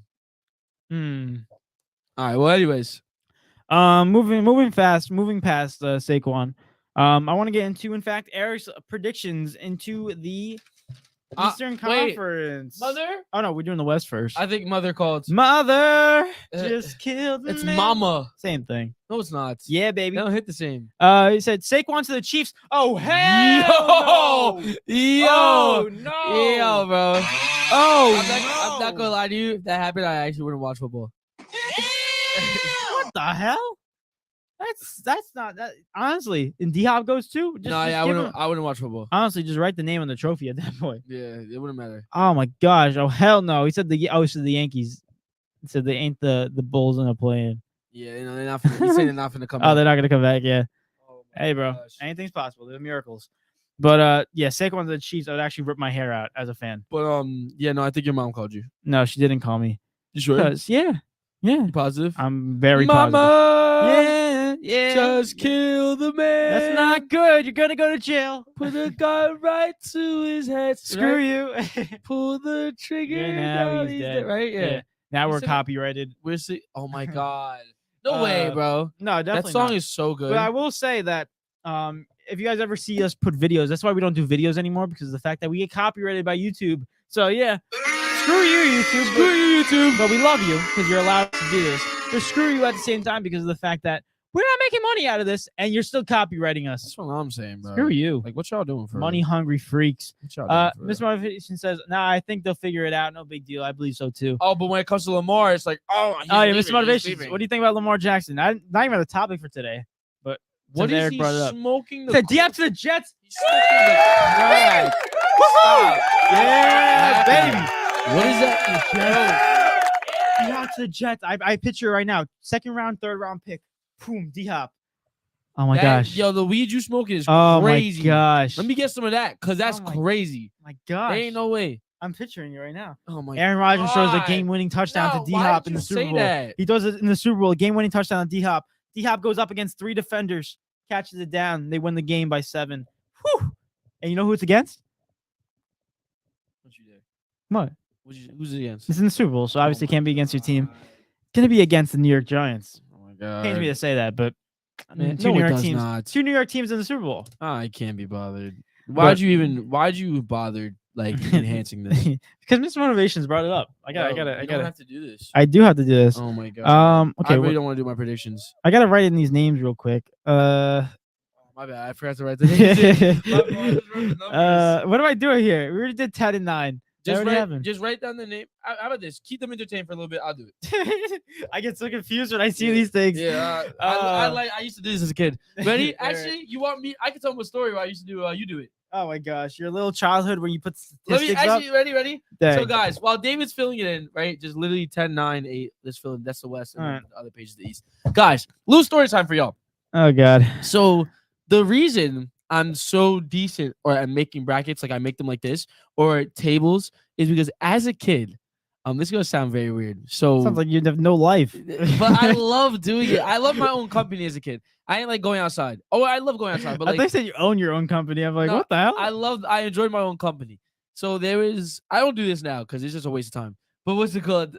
I know. I actually know. I haven't done this in like years. I think the last time I did it was like, oh my god, it had to be maybe 6th grade. Yeah, And I stopped. But I was definitely doing it. I was doing it a lot in elementary school. Yeah, but, you actually sound like it's like addictive, like drugs. He's like, I used to do it a lot. No, because I really like. I used to do every league. It was insane. But I'll stick to the main one. So I used to buy FIFA, right? Obviously, I play a couple games, but then when sometimes I didn't feel like playing, but I wanted to like watch the game. So there'd be moments I would create my own Premier League table on like Google Sheets, or like it was Microsoft Excel actually, and I would. I would put the teams against each other and simulate the match, but like I would watch the match, the full match, and I would put it on like 10-minute halves, not 6-minute halves. So like it felt like a real game. So like we're talking like a full like 20-minute game. Yeah, that I was playing. It was insane, right? Usually normal FIFA time they put like 6-minute, 5-minute halves, 12-minute games, 10-minute games. I was doing a 20-minute game just watching the computer play. Yo, and there would be moments I like writing down their stats. I like being a commentator too. So like I'd be times I would commentate the games, and my mom would just be in like the kitchen. She'd be like, "Can you like stop? Like, can you like be quiet?" I think she was concerned that you had no friends or something. And then when the game would end, I would put in the stats, and then I would go through the entirety of the thing. And that's what it is. I keep top goal scorers. I keep assists. I keep the whole thing. That's why I'm able to do this. Because I just love doing it all the time. Oh my gosh. Comment down below if you think it's W or L. That's a little bit of both. I mean, oh hell not. Actually, yo, chill, yo, chill. I was imagination. Mr. Motivation said Lamar Jackson might have to stay at this point, but at least there's a 2-time ACL reconstruction. Odell Beckham Jr. there. Not even that. I believe they said that the price of the 2 surgeries are added up on his ACLs equals his contract. $18 million. I'm kidding. I was about to say $9 million, but $18 million for a wide receiver. Going to $18 million for a wide receiver that's been injured multiple times. Has played full season since 4 years ago. Kind of concerning. Mr. Motivation said some kid watching like what's a Microsoft Excel. No way, I'm that old. Oh, they know what Microsoft Excel is, right? Well, I think it's basically Google Sheets. Yeah. But the kids should know. No, bro, that might be too. No, man. Because like honestly, if you ask, I mean, obviously Kyle, he's 17 years old. He knows what Microsoft Excel is. But like, if I ask my little cousins, they don't even know what Google Sheets are though. Yeah, but it's gotta be like a high school. I'm thinking more like 11, middle school, like 11 years old. I don't think that they would know what Microsoft Excel. At least some of them. I think majority of them could, but yo, bro, they could just be stupid. I used to have fun. It used to be so much fun for me because I would just commentate the games and they would score. I would go crazy. I'd be like, go! Yo, it'd be insane. My mom would literally be like, "What is this kid doing?" She'd be like, I should have just left him up. Oh my, that's just something so mean. Oh my god. Like, you know, when you see the hospital, you see the kid in like the little nursery. Yeah, it's like shit just like at the hospital. Like Eric. Push him up. You know, like he's resting in the UCB up in like this. He's got a Google Excel sheet out and he's ready to score. Oh hell no, man! Get that out of here! Not my son. Oh gosh. But anyway, moving on into Eric's West playoff bracket. Yeah, baby, I did mine. You want to give him a recap of mine real quick, just so they get familiar with if they didn't. If you guys didn't tune into Monday's episode, which you should have, but if you didn't, it's all right because we're going to keep you updated on my bracket that I made for the playoffs. We'll run through it real quick. While I do that, just write something down to emphasize the fact that I didn't guess the first couple games. Okay. Like just a minute. But we'll go through the West really quick for David. So David actually had the Timberwolves. No, he had the Lakers winning, so you got that one correct. Thank you. But then he had the Pelicans winning. So that one was incorrect. But then he had the Timberwolves versus the Pelicans, and he had the Pelicans being the Timberwolves. So yeah. As of right now, I guess you would say you would have the Thunder. No, yeah, I got the Thunder being the Timberwolves because screw them. I don't think anything else changes after that though. But David had the Nuggets being the Pelicans, which is the Thunder. I'm pretty sure you keep it the same. Yep. Right. He has the Suns beating the Clippers. Yep. He has the Warriors beating the Kings with the upset, and then he has the Lakers based off of numbers. Based off of numbers, not yes, talent. Obviously. And then he has the Lakers have gained the upset against the Grizzlies. Yes. Right. Again, numbers, not talent. Right. Yeah. And then going into the next round, he has the Nuggets losing to the Suns. Yes. Right. And then he has the Warriors beating the Lakers. Yep. So then you have in the Western Conference Finals, he has the Suns versus the Warriors, and he has the Suns winning. Yep. Who's your Western Conference MVP? Oh, it was Kevin Durant. Kevin Durant as well. Yeah. All right, and then we go to the East side of things. East. So you had the Heat being the Hawks. That was incorrect, unfortunately. Yeah, I know. I messed up on the East. And then you had the Raptors beating the Bulls. That was also incorrect. That didn't work out. So either way, he had, if it stayed the same, he had the Heat at the 7th seed and he had the Raptors at 8th seed. The Hawks not even in there. Mm-hmm. So now that the Hawks are in there, you have the Bulls versus the Heat. Who's winning that? Oh my gosh. I'm gonna go Bulls. You say Bulls? Heat. Yeah. All right, so screw the Heat, I guess you could say. They're so inconsistent. So realistically, even if it was Bucks Raptors or Bucks Bulls, I'm pretty sure you have the Bucks going through. Yeah, all top 3 seeds are going through the first round. So then Celtics, no matter who they versed, nope. He had the Heat. It's going to be the Hawks now. Celtics are going through regardless. The Cavs versus the Knicks, you have the Knicks in a very close matchup. In 7. And then 76ers versus the Nets. He's the 76ers going through. He's a fake Nets fan. No, I'm kidding. No. I'm kidding. No. I had to throw a shot there. Then the Bucks versus the Knicks. Bucks win. 76ers versus Celtics. He has the Celtics going through. Yep. And then Eastern Conference Basically Finals. a rematch of last year. Versus Celtics. He has the Bucks getting their revenge, though. Mm-hmm. Eastern Conference MVP. Is obviously Giannis. Giannis. And then in the final, he has the Suns in 7. So that means the Suns are walking into Milwaukee. Yeah, game 7. And taking it in Milwaukee. That David has. Revenge game for Kevin Durant. And he has Kevin Durant winning Finals MVP. Yep. There you go. Hey. Guys, is that W or L prediction? What do you guys think? Comment down below. I don't think it's a bad prediction. It's pretty good. But now we get into yours, the meat and potatoes, like we like to say around here. Actually, I don't think I think we said it like 2 times. But anyway, we say it. You say it a lot. Yeah, I don't say that. No, I think you.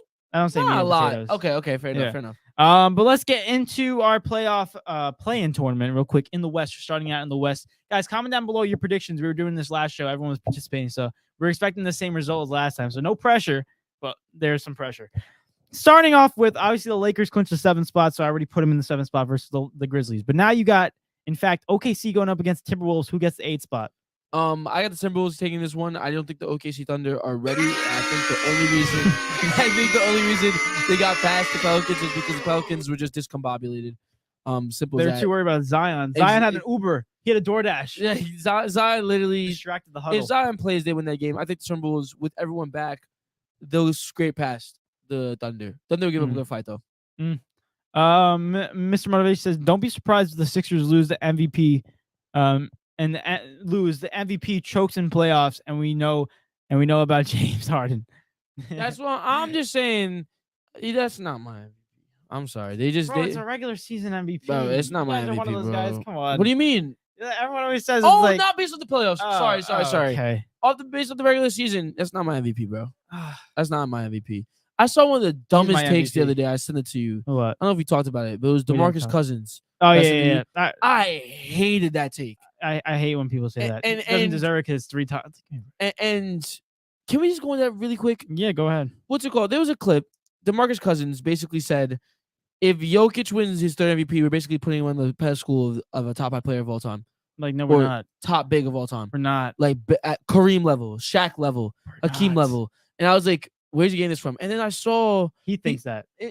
But then he goes on to say, if you give him 3 MVPs, it's like you have to put him on this pedestal. I don't think he's that good. Right? And then I looked at the comments. Everyone was like, get him on ESPN. Get him. He's so amazing. So amazing. I was like, they were? Yes, bro. If you look at the comments, it was insane. There were so many people agreeing. And I was like, what is wrong with you all? Guys, let me really quick. Let me turn me up really quick. I'm just going just turn me up just a little bit, just for people in the back.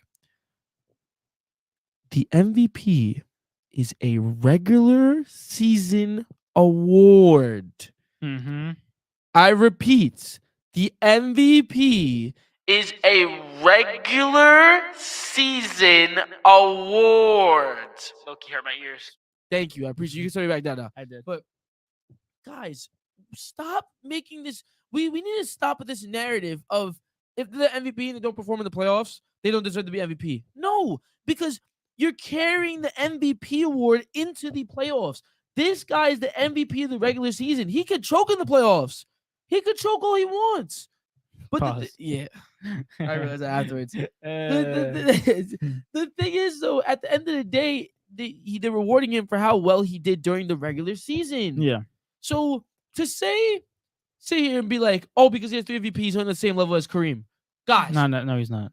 if you look at Kareem's, what's the resume, and you look at Jokic's resume, Kareem literally spits on Jokic's resume. Like, it's insane. Gosh, what do you mean low internet? Yeah, Oh, that's scary. it was low internet. Brother, he's not. He doesn't sniff Shaquille O'Neal. No, he doesn't doesn't sniff Akeem. Doesn't even touch tickle the balls yet. He can't tickle the balls. You know Not what's tall, crazy? though. I looked at Bill Walton. Mhm. Right?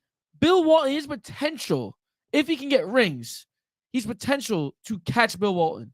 But he can't even sniff Bill Walton right now. No, because, obviously, if you look at talent by itself with no awards, which I don't really, me personally, I don't like awards because of the fact that we tend to judge a lot by it, but it does help out in terms of judging Greatness. a player. What? Greatness. Yeah. But what was I taking that? But if you look at the play style, the reason why people don't like it is because it's different as a center you've ever seen. It's not your typical center. Yeah, like overall, he's playing like a point. He's passing like a point guard, but basically doing everything on the court. His IQ is high, but overall, I don't like what DeMarcus Cousins said about that. I disagree with it. Overall, next episode, I want to get into NBA awards because you said that Jokic is your MVP. I have Joel Embiid as my MVP. Overall, it's really close. I would even put my go to the week says Giannis as MVP. If one of those guys win it, I wouldn't be scared. I want to be like, hey, y'all, they didn't deserve it. Because obviously they all deserve it. Those are the three best players in the NBA as of this year. So any of one of those guys wins it. My go to the week say Giannis. I'm saying Embiid, but it can go either way. I'm not gonna. My go to the week said Jokic, and I'm sticking with Jokic. I had once flipped to Embiid for like 1 week, and then flipped it right back. I don't know what happened. What's it called? Because I came to my sentence. I was like, what am I doing? No, but it's not even like it's a terrible thing you saying that. No, and that's what I'm getting into. It's like if one of them, if it was supposed to be Giannis or Embiid. Personally, I have Jokic, Giannis, and then Embiid. That's my list. But what's it called? If Giannis or Embiid was to win it, I wouldn't say that they didn't deserve it because they definitely do, and it's definitely that close, right? Would I disagree? Yeah, I think that there's another person that deserves it more, and that is Nikola Jokic. Now, there's nothing wrong with me saying that though because he does deserve an MVP. You know what I mean? Deserve MVPs. Exactly. So like overall, I just think it should be Jokic. But if Embiid or Giannis got it, like my thing is like hands up. You know what I mean? Like, hey, and you can't sit. It's not like a LeBron James Harden situation where people thought that LeBron should have been MVP clear and James Harden won it because of voter fatigue.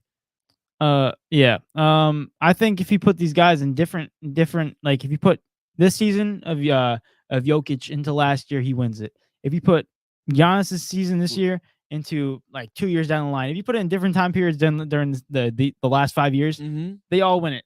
Because to show that every one of those guys wins it every single year because of the fact of how dominant they are this season, but just the fact that they all decided to be this good all in one season, that's making it hard for everyone. But I want to discuss that further on Monday, so I don't want to give away my stance too much. But I will say I looked at the player efficiency rating since the season's over. Jokic does lead, but I saw the lead. It's literally 0.09. I'm like, oh, hell no. Lead. Yeah, but that's literally a tie. No, it's not. Yeah, it is. If you look at more wins, plus or minus, Embiid wins. Let me ask you something. Which one's greater, 2 or 1? Actually, it's actually races to do 2 + 2 now. I don't know if you heard about that. Stop. We talked about this last time. It's not, bro. They need help. That's what they're saying. That's what I don't care what anyone says. That shit is ridiculous. You know what's funny? That's so dumb. The reason why they said it is because probably they hated math, and now they just wanted an excuse to get it out. That's all it was. Imagine saying 2 + 2 is racist. Oh my gosh. Get out of my face. Or 2 + 2 doesn't equal 5. I'm like, what the hell's going on? Oh my god. Oh, anyway, enough of that stuff. Let's go into some comments. Mr. Motivation says, I'm taking OKC in the Bulls. Okay, so you got OKC in the Bulls, the 2-10 seeds taking it. They're both getting swept. Yeah. Mr. Motivation said, Timberwolves and Miami Heat both had mental errors, and Timberwolves have internal conflicts. Well, they got boxers instead of actual NBA players. For some reason. I just don't think highly of the OKC Thunder. I don't think they're ready. I still don't think they're ready. They should be now, but I still don't think they're ready. All I'm going to say is their future is bright. But like, how long are we going to keep saying that? What? Their future is bright. Only reason why I've only been saying it this year, a lot of people have been saying because of the draft picks that they have. Yeah. But when you look at the studs that they have on that team and they rebuild around them, I'm expecting a veteran presence. Like I said, I remember saying that an episode ago. But if they get that, they're a really good team. When should it kick in though? That's why I'm expecting next year. Okay. I'm expecting next year. I'm expecting the OKC Thunder to at least push for a 6th seed next year, but we'll see how competitive the West gets. Mr. Motivation says OKC is young and hot. SGA is a problem. Might be getting hot at the right time. Yeah, and he said, "Oh, he's talking about Jokic. He's not even the best center of his era. Who? I don't know. I guess Jokic. I guess they're assuming. I don't really know. What's his era technically? And I saw another thing the other day. Someone said we're rewarding Embiid for doing what he's supposed to do. What do you mean? And what do you? I didn't like fully agree. Isn't that But I like didn't fully every disagree. player? Yeah. Because like, but his argument was Joel Embiid's like 7 foot tall. He's like 200, 300 pounds. He's like, and there's no center competition. He goes, what? He goes, you list me other than Jokic and other than Giannis and maybe Bam. He like, list me another center that can compete with Embiid. Well, then you can say the same thing with Jokic too. It's like No. the center is just like the lack of talent in the center. The difference is Jokic adds more than Embiid does to the game. I don't know. I kind of disagree with that take. So he's not even the best.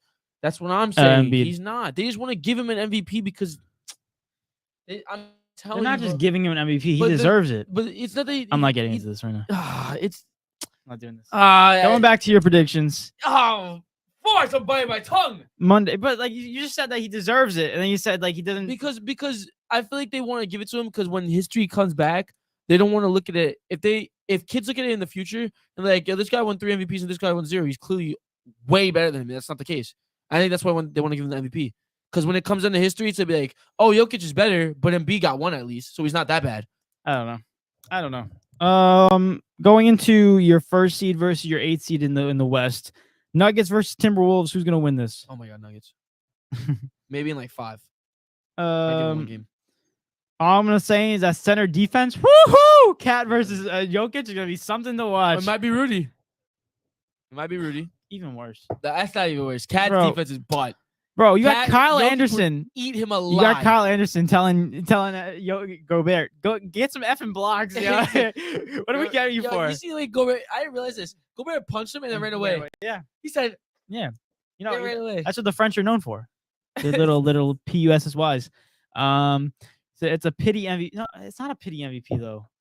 Like the one thing I hate when people say about Jokic is like that people are like, at least this because of my mindset. Obviously, I don't know, people who are voting this can be differently, but my mindset is thinking, I don't believe in voter fatigue because of the fact that if you play good enough, you deserve it. But the fact that all 3 of these dudes are at the same level, it's like, the thing is though, when it comes to voter fatigue, it's like the reason it's labeled as voter fatigue is because he's gotten it twice and has done nothing with it because they're linking it to but the thing is, to argue that we've done that with Giannis, we've done that with several other players, to be honest with you. And it's a toxic way to think about it because it's a regular season award. I just don't want that to be an excuse. And this is why, like, it's like when I hear that, like, this voter fatigue, you're just basically, in my opinion, you're basically knocking out all the other candidates saying that they did not deserve it and they won it because of voter fatigue. It's like, I think every single one of the 3 guys deserve this MVP. Either one it goes to. That's what people said about LeBron. James Harden, LeBron? Yeah. I don't know. Fatigue. They didn't want to give it to him. And if you look back at that season, should have won it. I mean, this is really where we gotta look into awards. Then they're BS. Then individual awards. It's like for I'm talking about like all major sports because there is a certain type of bias. I remember with the Aaron Rodgers MVP, one of the guys that was voting on the MVP award said, or told a reporter said he doesn't want to vote for Aaron Rodgers because he doesn't like his political views. Yeah, see, that's just stupid. Like, but that's you gotta the get thing. him off the Like, panel. What I'm thinking is like, if we're looking at this, who's to say that one guy's thinking this? Who's not to say that like the 40 other guys aren't thinking about this too?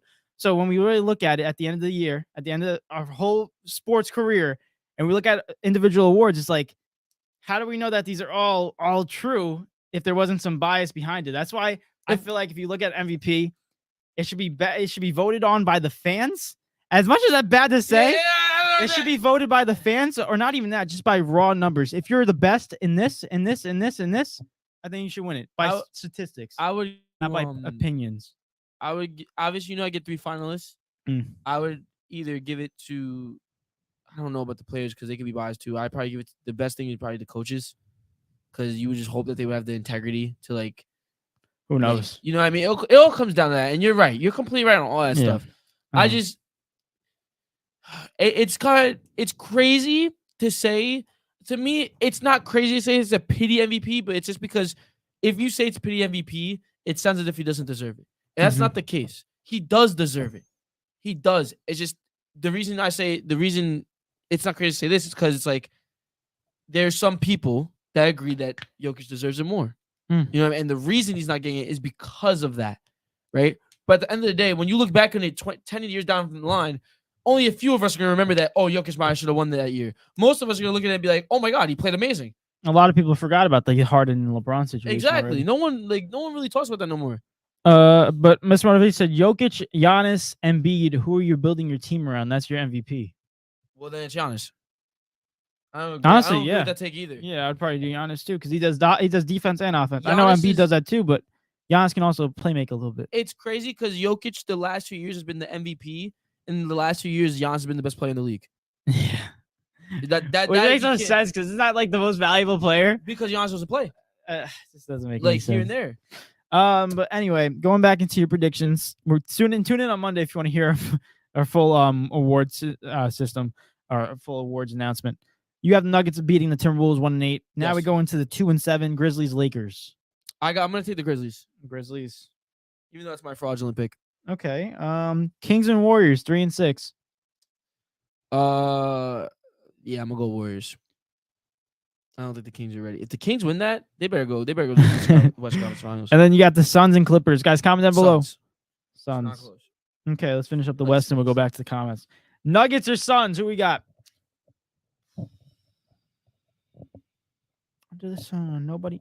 Sun. This is gonna hurt my heart. I'm gonna go Suns in 6. Okay. And then Warriors Grizzlies. I'm gonna go because Josh shooting people. Oh no, let me stop. That's not funny. Not people. I'm gonna go Warriors in 7. Okay. They get them again. You literally have the same exact Western Conference Finals as me. Suns and Warriors. Who's going to the finals? I think the Suns get that one. And how many games? Honestly, like 6 or 7 possibly. I think Curry might give everything and it still not be enough. Yeah. But there you go. Who's the Western Conference Finals MVP? Honestly, I'm gonna go Devin Booker. Okay. And the next, if I have them winning the finals, it'll be Kevin Durant. I don't know yet though. Mr. Motivation said Lakers, Warriors, and Suns. What about that? That's his predictions. Oh, winning. Lakers, Warriors, Lakers beating the Grizzlies, Warriors beating the Kings, and then Suns beating the Clippers. Yeah. We still talk. You said we still talk about Steve Nash robbing Shaq. A lot of people don't think Steve Nash, the MVPs that he has, deserve any of them. There's one with Kobe, one he's mentioned, one with Shaq.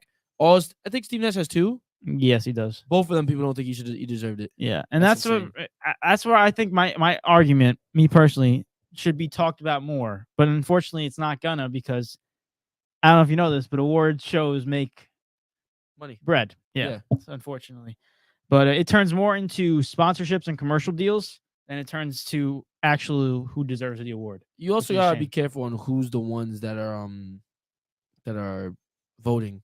Yeah, like that can't have like. That's also another thing. Like, who are these upper people that get to vote? Like, who are these old men? Who are they voting? I want to see their faces. Like, I feel like the ballot on people who are voting should be released. I feel like we should know who's voting. That way, we know. Like for example, Stephen A. Smith, credible source. Mm-hmm. All the coaches, credible source. You know what I mean? Like I think it should be based off of that. I understand that. I think that would work. But then again, they also do have bias. But then again, bias can never be. Everyone has bias. But I will say, to get rid of the bias, here's my thoughts on this. Ready? This is what we do. You go to a fan that does know nothing about NBA. Nothing. So your sisters. You go to 70 people. My dad, my sisters, my mom, anyone. My mom. Your mom, your sister. Yeah. We go like this. Okay, here's the stats.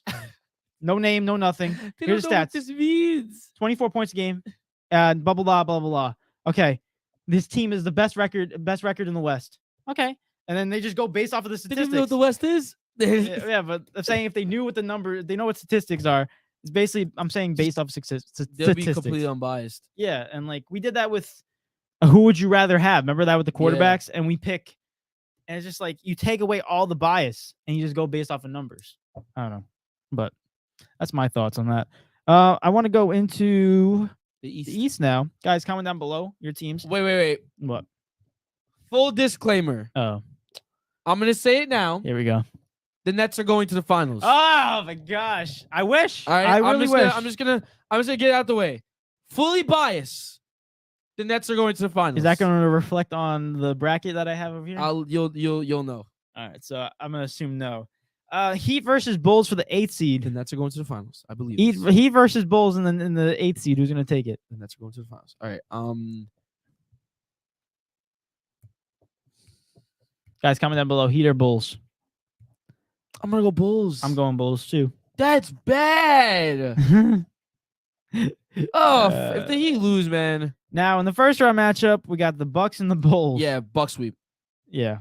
Another rematch from last year. Oh my gosh, bro! I was so disappointed when I saw that series. Like, I still talk about it today. I saw DeMar DeRozan become a better, what do you call it? Like just overall becoming like a top MVP guy in the regular season, top 10 for MVP, and then all of a sudden the playoffs hit, and it's like, hell, bro, what the hell just happened? Like you literally just shut down. Victor said David is the better caster. Vic, get off my meat, bro. Hey, bro, Victor, what's going on, bro? Vic, get off my whole meat, bro. Let's go, Victor. We love it, bro. This man comes in every day and tries to boil my freaking blood more and more and more. Let's go. Thank you, baby. Yes, babe. Let's go. Let's go, Victor. Appreciate you. Mr. Motivation said, Eric, you're not a Suns fan now. No, I'm not a Suns fan. People think that, even with the Nets and the Ravens, people just think about bandwagon for some reason. And they think that once my favorite player leaves, I'm just leaving my team. I don't know why. In every sport, soccer, basketball, football, I'm like, bro, like I'm a team dude. Yeah, same here. Mr. Motivation said DeMar DeRozan's daughter is the greatest defensive player on the team. 100%. We said that before. She's the MVP of that game. Eric is the least favorite confirmed. All right, Vic. Keep that same energy. When I see you later, bro, keep the same energy. Oh, he was going later? Yep, yes, he is. Yes, he is. Farts. Keep that same energy. Damn. Because when I see, just let you know, we're gonna be out of Creed. Mind you, everyone that comes out of Creed comes out boxing. Really? Just dude. My friend works at a movie theater. He goes, it's so funny when it first came out. Every single person came out like this. Every single person came out boxing. So Vic, just know that we all gonna come out the theater boxing. I might slip. Just saying. Oh my gosh. Mr. Motivation says free throws matter 100%. 50% of them, to be precise. And Eric said, what's 36 minus 50? What's 36 minus 18? And I'm like, that's 18. No, but you said it wrong. Yeah. David clearly said they shot 50% from the free throw line. I said, what's 36 minus 18? I was like, bro. Not if I slip first. Ooh, son. Dang. All right, so I guess I'm gonna slip during the movie. Word. That's a cheap shot. I'm gonna sleep. Yeah, word. Shot. That's Indeed. a cheap shot. Going back into the East though, you got the Bucks beating the Bulls. Obviously, I think that's pretty obvious, if not a sweep. Going into the 2 versus 7, we got the Celtics and Hawks. Who you guys got? Celtics in 4. Oh my gosh, sweep them. Maybe 5. Now we go into the 76ers versus Nets, 3 and 6. But I like to do my brackets. I do like if I gotta put my whole life savings on this. So we got Cavs versus Knicks. Yeah, Cavs.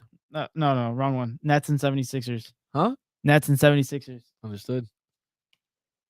He said spell movie. You just spelled movie, bozo. Stupid. I think yeah. Go ahead. No comment. So I'm going with 76ers. That's what I assume. David chose to do that. No. David chose to do that. I can assume off your body language after being with you for at least 14, 13 years of my life. Dang. Wow. Dang, the homie for real. Bro, went up to this kid when he was a middle school, not high schooler, elementary kid. You want to be my friend? Yeah. He's like, watch that video. We did a little mukbang with Nova. Watch that video, by the way. Yes. Also, just click our profile. If you're new here, please subscribe. Press the subscribe button. But if you're also been around, click that like button for us too. Most def. I said, he's mad. Let's go. That's just the way Vic said it. He'd be like, it's like, he's mad. That's how he said. But going back into this, 76ers beat the Nets. Now Cavs and Knicks 4 and 5. The Nets are winning it all. Cavs. Yeah, Cavs. Most definitely. And now Bucks versus Cavs. Bucks. In like 6 though. They're gonna take him. And then 76ers and Celtics. Nets are winning it all. So if you say Nets, I'm gonna put 76ers. I hope you know that. In a 7-game series, Celtics. In like 7. Now again, 6. same thing as it's the same thing as mine. I think it's Bucks and Celtics. Yeah, Bucks. And this is literally the same exact finals. What? Nah. You're smoking crack, Mr. Motivations. What do you say? Celtics and Celtics. Oh, wait. I'm dyslexic. I thought it said Celtics and Cavs. He said Celtics, Sixers, and Cavs because he was answering. My fault, Mr. Motivations. My fault, bro. I thought I read it wrong. My eyes deceived me. It's been a long day. I had a long day of class. Don't judge, bro. Oh my gosh. Damn, Your academic my academic level's going down. Yeah, God. what the heck, bro? Baby, are you down? You pay more money to go to school and you learn your academic levels are going down. Sucks. But now you got that. Well, how many games was that game? Celtics Bucks? Yeah. Oh, 6. And 6. All right, so now you got the same exact finals as me. Suns versus Bucks. Who's winning it? I'm not gonna lie to you. We'll go Bucks and 7. Right. Literally the same thing as mine. I think this is where we start to really see Giannis. Like, oh, no, I said Suns and 7. All yeah, right. you said Suns and 7, but Giannis is gonna be. I think this is where we start to see him be unstoppable. The Suns are gonna be like, "What the hell, bro? We just added Kevin Durant, and you mean that we still can't beat this man?" Yeah, Giannis is gonna show his dominance. Well, there you go. Eric has the Bucks versus Suns in the NBA Finals, and he's got the Bucks winning in 7, guys. W or L's in the chat. I got to give this a W because it's literally the same exact thing as mine, except for the Bucks. I have the Suns winning in the NBA Finals. But hopefully it's like the hopefully it's like the March Madness where like the upsetting seeds just like advance. That'd be fun for some reason. There's so many seeds that are like upsetting, and so many seeds that are like higher, but yet they're still kind of upsetting. It's weird. If you look at the East primarily, the top 3 seeds are going off every single matchup. The only reason why they don't go into the Eastern Conference Finals because only 2 of them can go, and except for Celtics and 76ers. Except for the 76ers though. Yeah, obviously, right? Yeah, because the Nets are gonna win. It says Celtics, Sixers, Cavs. Mr. Motivation says L. Bro, wow. My fault. I think you said about before. What? When I said Celtics versus Cavs, and I thought you smoked. No, I thought you were talking about W's or L's. What I said about the NBA Finals matchups. The W or L's? No, it's a W. Don't worry. I know it's a W. I don't know. I mean, you'll see the Nets in the finals anyway. We will, yeah. I hope so. Mikal Bridges finals MVP. I gotta sneeze. Bless you. Orange. Gesundheit. Oh, what are you trying to do? What the heck does that mean? It's just trying to distract you from sneezing. Makes me from sneezing, or it stops me? Stops from me. sneezing? Stops me. Okay, good. Because I don't like to sneeze. Really? I like to. It's like stress. No, because the thing with me, it's like once I sneeze, like I don't sneeze like and nothing comes out. Like if I sneeze, boogers are coming out, bro. It's like hardcore. Like I can't stop. It's not. And if I don't, nothing comes out of my nose. It comes out of my mouth like chew. Oh, like my spit, like chew. Like phlegm though. Yeah, but no phlegm, like my spit. Oh, okay. And then, but the thing is, I get this pain in my diaphragm. Yeah. For some reason, I'm like, what the hell, bro? I'm not gonna lie. I kind of like that feeling. What? Yeah, because it feels like you're releasing something. I feel like I broke a rib. I'm like when the pig sneezes, it's like whoa. It's like damn. Mr. Money says Chris Middleton gonna have to step up. Yeah, bro. If Chris Middleton was alive last year, they would have won. And it said Warriors, Suns, Lakers won't go quietly. Lakers gonna go quietly. Don't worry. They're gonna. There's a parade in my city, yeah. There's a parade in my city, yeah. Oh gosh! But speaking of cities, you know what team has a city? Who? It's in fact we got MLB news real quick. We're gonna get over this in a quick 2-minute recap. So basically, the Tampa Bay Rays. Tampa Bay is a city, right? Yeah. I heard it's the white trash of Florida. Oh, but I don't know if I believe in that because I thought everything in Florida was white trash. But regardless, I love Florida to this day, and I would love to move there. But he likes the Gators. Not really. I mean, I remember that photo I took of a gator, bro. No, I gotta show them. I got a photo of a gator. No. It was like it's supposed to be a gator. This one. Oh! No, this one. No, you won't say that. This one. You won't say I that won't right say now. that. You're right. You won't say that. Guys, I took this in photography class, guys. What do you guys think? Does that look like a gator? The eye right on the other side, right by the left. I like it. I like it. Looks like a little mouth, but that's what I Yo, was I implying. dare you to be like, yeah, this is what I actually said. I dare you. Instantly finished. Finished. She would watch this. Oh my god, you think is she watching right now? No, definitely not right now. Should text her, be like, yo, pop out. I think she's celebrating her roommate's birthday. So forget that. They got like Dollar Tree balloons. It's so sad. But basically, this motivation says both New York teams got heart. That's what I'm telling you, bro. Both New York teams got heart. Let's go. And the Hawks are on a Cinderella story. Cinderella story for the Hawks? No, they not. Stop that. Who has the glass slipper? Trae Young or DeJounte? Trae Young. Stop that. Really? All right. I said Boston has been inconsistent at times, and they lack defense at key moments. Wait till it's playoff time.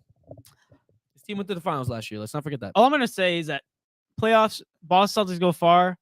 Hot take or not, it's going to be because of Jaylen Brown leading the team, not Jason Tatum. Leading? Yes, leading the team, not Jason Tatum. Yo, JB leads the team. Jason Tatum, what the heck?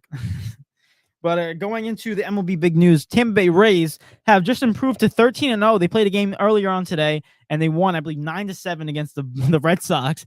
So they continue their streak of 13-0. They've won 13 straight games since opening the season. Meanwhile, the Yankees are down. How much right now? I don't know. Comebacks. Did my comeback story? I'm afraid to even look. Let's see. Oh my goodness. Oh my gosh, you scared the mess out of me. On everything I'm supposed to might get you. My gosh. Oh my, thank you.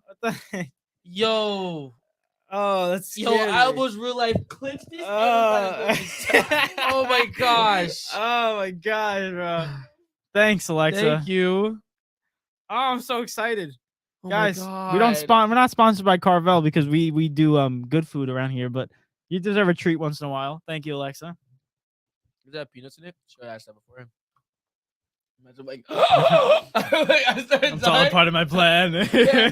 I was like, on the podcast live. Finished. Bro, they always put more milk in it, bro. It's so frustrating because a good milkshake, guys, correct me if I'm wrong, but a good milkshake has the exact consistency of thickness and milk. This is literally drinking like Oreo cookies and cream milk. Yeah, actually, I'm not against it. I'm not against it. It's supposed to be a milkshake? It is supposed to be a milkshake. I'm not against it, but like this the milkshake's supposed to be thick. It's supposed to be the ice cream that makes it thicker. I remember I went to one time this Carvel, I mean by us on Wellwood, I think. But I went there. I think it was right after a baseball game. And the guy in there didn't speak English. Why you gotta say that? Because it helps bring the story. And I'm gonna do the accent too. No, please. Yeah. And he said, I'm like, oh, can I have an Oreo milkshake? Because I was obsessed with these bad boys. I still love them. My favorite thing to get in ice cream is milkshakes. So he's like, milkshake. I'm like, yeah, milkshake. And I'm like, and I get the milkshake and I taste it. It's literally like that consistency, just milk. And he said, I'm like, can you put more ice cream in there? More thickness? More thickness? I said, can you put more thickness in it? You know what he says? It's like, oh, no. Free milkshake Tuesday. I'm like, I'm not saying that. Yeah, I'm like, I kept on saying it to him. I'm like, no, it's not thick enough. Thick. And he's like, yes, free milk Tuesday, huh? He's like, no. Tuesday. I'm like, today is freaking Friday, bro. I know what you're trying to say. I'm saying this has more milk than it has ice cream. I said, put more ice cream in it. He's like, oh, chocolate? I'm like, no! No, just get out of here. Oh, what a ruin my night. Dude, you can communicate with him. Yeah. So frustrating. I like when it was a good milkshake. Oh, my God. Yeah, he said, oh, free milkshake Tuesday, huh? Said, oh, free milkshake Tuesday. I'm like, I don't care if Tuesday. Today's Friday. Oh, chocolates. I'm like, yeah. Chocolates. Oh, my gosh. It was hilarious. But this one video says, yeah, finals with the coach that was giving the assistant some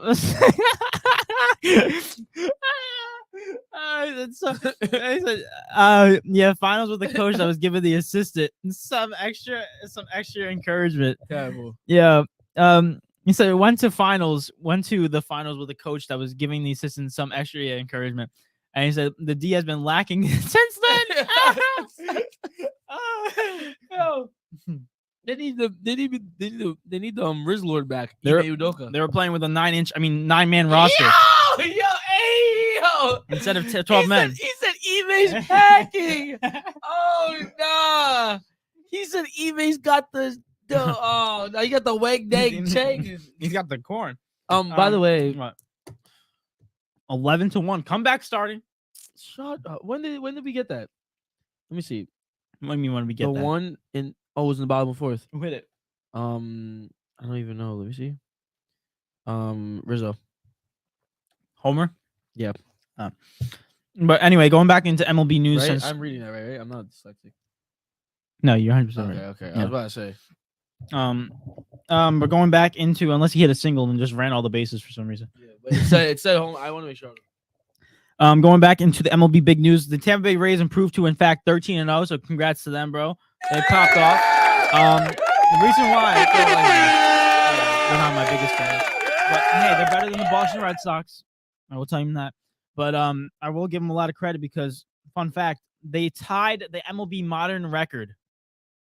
They tied the MLB modern record for the most consecutive wins since opening day with 13, and that ties with the 1982 Atlanta Braves and the 1987 Milwaukee Brewers. So shout out to them again, making history. And if they win again tomorrow, they break that record, and they be the only ones in modern day history in MLB to get 14 straight since beginning of the opening day. But the record that is not modern day record, but has been an MLB record or just baseball record as a whole. The St. Louis Maroons of the Union Association had 20 straight wins. They started out the season 20-0 back in 1884. So yeah, another team that you never heard of. History lesson, guys. Yeah, I'm not gonna lie. I hope they lose. But how far do you think in all seriousness, how far do you think the Tampa Bay Rays go? They lose the next day. Tomorrow? Yeah. They're gonna lose it all. They're gonna choke it. No, I'm kidding. I don't know. I honestly don't know. Maybe I'm gonna say like 16, 17. They're not gonna go for 20? No. Fair enough. Just because I like history so much, I'm gonna go 21. I hope 21. And then they go on. You do something for me. And then they go on a 21 game losing streak. And just lose it all. Yeah, I baby. like that. But Mr. Motivation says, Eric, I thought you were a Padres fan. Yankees and Padres. He did it by itself. I literally watched the game. On my life. Your life? Oh my god. Yankees and Padres. Yeah. Yankees and Padres World Series. Always. We want to go to a Yankees and Padres game. Oh my god. In May, but we'll see how that turns out. I don't even know why we do. I just be like, yay! Be so happy. The hell was that? Yay! What's it called? They hit a home run. I'm like, yes. Hit another home run with the other team. Yes. That's it. Yeah. Yes. Yay! Yeah. You act like a kid that I don't know. No, I act stupid in the audience. Oh, 100%. I'd be so dumb. You'll be out in the Jumbotron and everything. I'd be like, yo, he's gone. He's out of there. Oh, you know what you should do at Yankee Stadium? What? You should buy you a Padres hat before you go or a Padres jersey. You wear that, get on the Jumbotron. Everyone's going to be throwing, Yankees fans are going to throw you I'd stuff. be like, Yeah. I'm like, I'm not with them. Yeah. Security. Oh, my gosh. But anyway, going into more baseball news. Recap, the Oakland A's and the Detroit Tigers are the worst teams in the MLB. Yeah.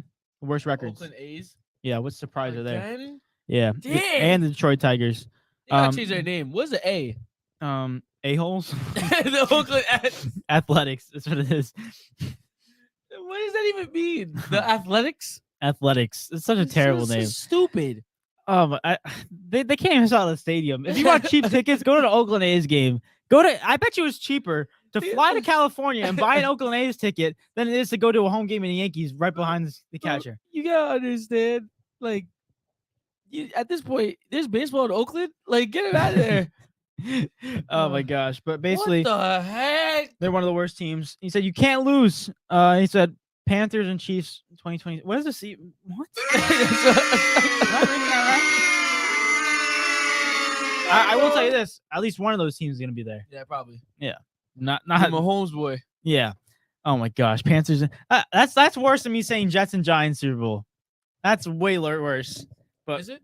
Yeah, it is. No, it's not. Because the Panthers are never making a Super Bowl anytime soon. The Chiefs are the most definitely. Jets and Giants are most definitely. They're not making a Super Bowl. In the next 10 years, they're gonna make a Super Bowl. It's like Chiefs are guaranteed. Jets and Giants are both mid, and Panthers is no shot. So it averages out to mid. Both of them are just stupid. But basically, Ravens though.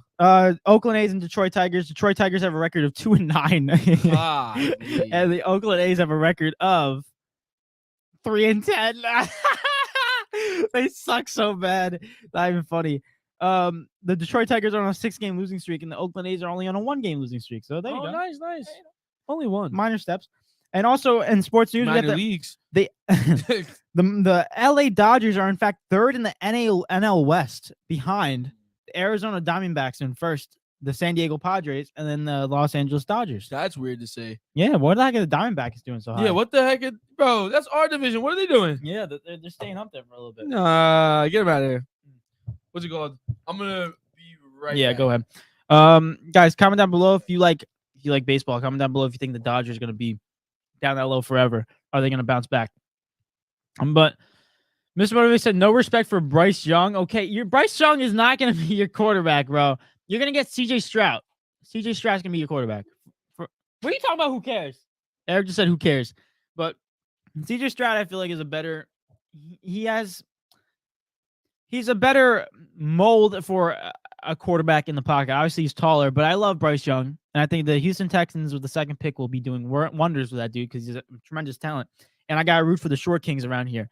But either way, it's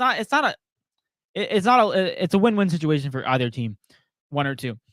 Mr. Motivation said in a weak division, yeah, they might win the division. They might, and if the Saints don't do it with Derek Carr, that's a shame of a signing.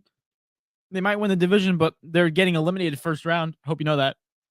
By any NFC team. They get eliminated even by the Cowboys, and that's coming from me, and that's really upsetting. But going back into MLB news, in fact, the Phillies go from being into the World Series last year to, in fact, now being the fourth best team in the NL East. They have a record of 4-8, one of the worst records in the league to be exact, and they're doing absolute dookie. So, like my friend says, farts. They're doing absolutely terrible. And one more thing, the Houston Astros are in fact struggling without their major guys on the team, and one of them being, in fact, Jose Altuve. I believe he's out for at least a couple more months. So, yeah, they are, in fact, with a record of, where are they? There you go. They're third in the AL West, which is crazy to say because they're one of the best teams in the American League when fully healthy. But they have a record of 6-7, so they have another losing record. But Jose Altuve is out, but it's showing how important that one guy is to that team. But that's my MLB big news, and there we go. We can move on into one more thing before we move on into big round again. And it is, in fact, key things in order to win in the NBA first round. So I'm going to list you the matchups that can happen that are already set, not the ones that we don't know what's going to happen. Starting off with the East, we got the Celtics and the Hawks. What do the Celtics need to do in order to win? Oh, you're not muted. You, sorry. Oh, thank you. Yeah. Play basketball. That's it. Pretty much. They're better than them. What's it called? Just literally play basketball the way you've been doing it all year, and you'll be good. That's for the Celtics, at least. Fair enough. Just don't make any mistakes. Play your It's game. not even that. Like, you guys can make mistakes. You guys are just a better basketball team than them. Like, it's just that simple. Just play your game and you'll be fine. There's nothing that you guys really have to game plan for. Maybe, because Marcus Smart can lock up Trae Young. There's nothing I'm worried about. Oh, only thing I would say is that you have to make sure you win the rebound game.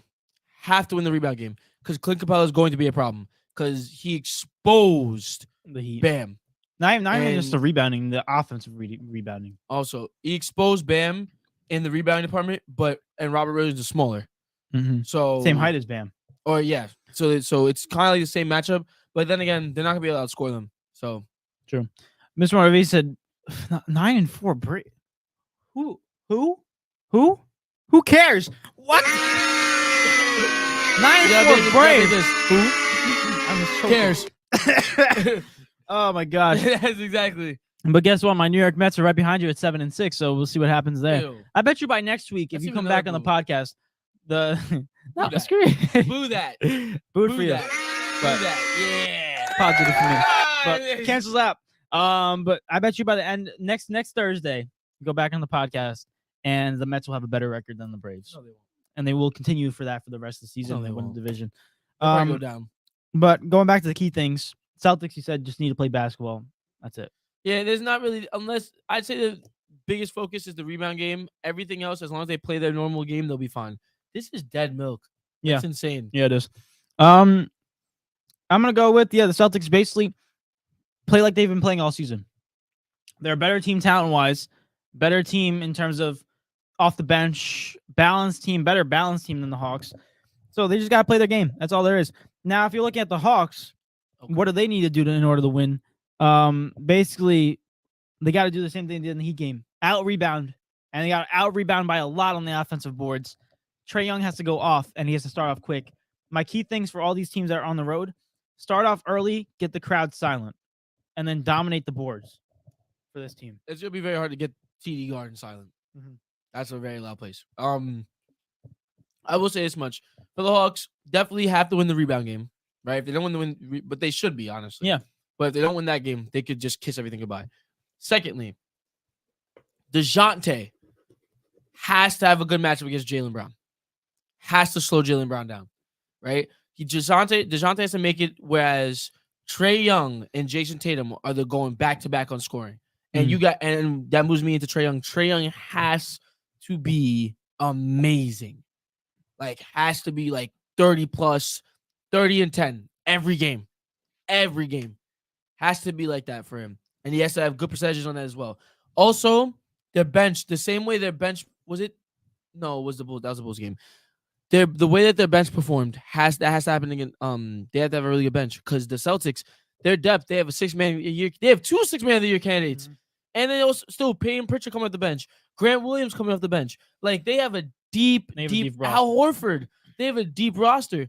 If their bench can't even handle that, there's no point. We can't even. So there's several factors going into it. I would say the biggest one, though, for the Hawks, honestly, is the bench. I'm going to say the bench. I say you got to win the game through the bench because the Hawks have a good bench. Sadiq Bey, they got Bogdanovich off the bench. They have to win that. They can potentially clearly win that battle. I think they can. Win that battle. Because if they don't, you could kiss everything else goodbye. Because realistically, you got to hope Trae Young does amazing. You got to hope DeJounte does this. They're capable, but you don't know if it's going to happen or not. Mm-hmm. Right? Meanwhile, the bench, you can most definitely win that matchup 100%. You have to. I will tell you this. If you're Trae Young right now and your team beats the Celtics first round, trade rumors off the table. 100%. Mr. Motivation says, I hope the Hawks make it close. Charles Barkley. What? What's that supposed to mean? I don't know. Is he comparing me or you to Charles Barkley? Because I'll take the compliment. You can have it. I don't know. Okay. I'm a KD fan. We don't like Charles Barkley. Right? No, I'm kidding. Going into the next matchup, 76ers and Nets. Let's move this up a little bit. What?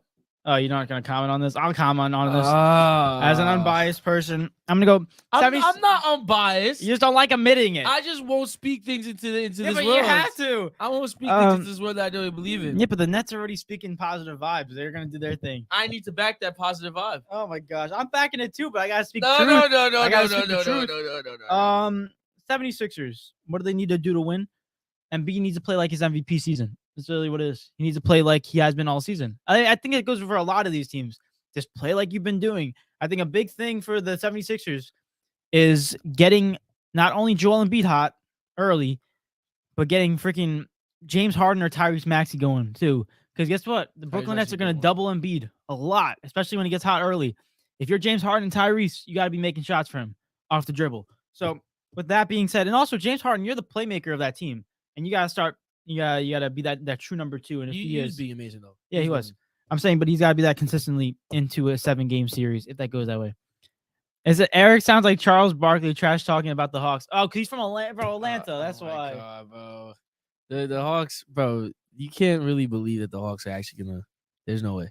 But I will say this. What the Nets need to do to win? I would say. No, you're gonna go with that one. Yeah. Nick Claxton has to have a great series. I'm not saying if we could hold and beat the 25, success. Honestly, if he gets plus like 30, 35, you're screwed. We're toast. You know what I mean? We're straight. We're finished. Not only that, Mikal Bridges got to drop 40 for us. He's got to drop like probably 35 to 40 points a game, and then also he's got to climb James Harden. That's the biggest thing. I believe. Excuse me. I believe he'll probably have that assignment. He can. Also, Spence has to have a good series. He sometimes bounces up and down, right? He needs to be absolutely on point.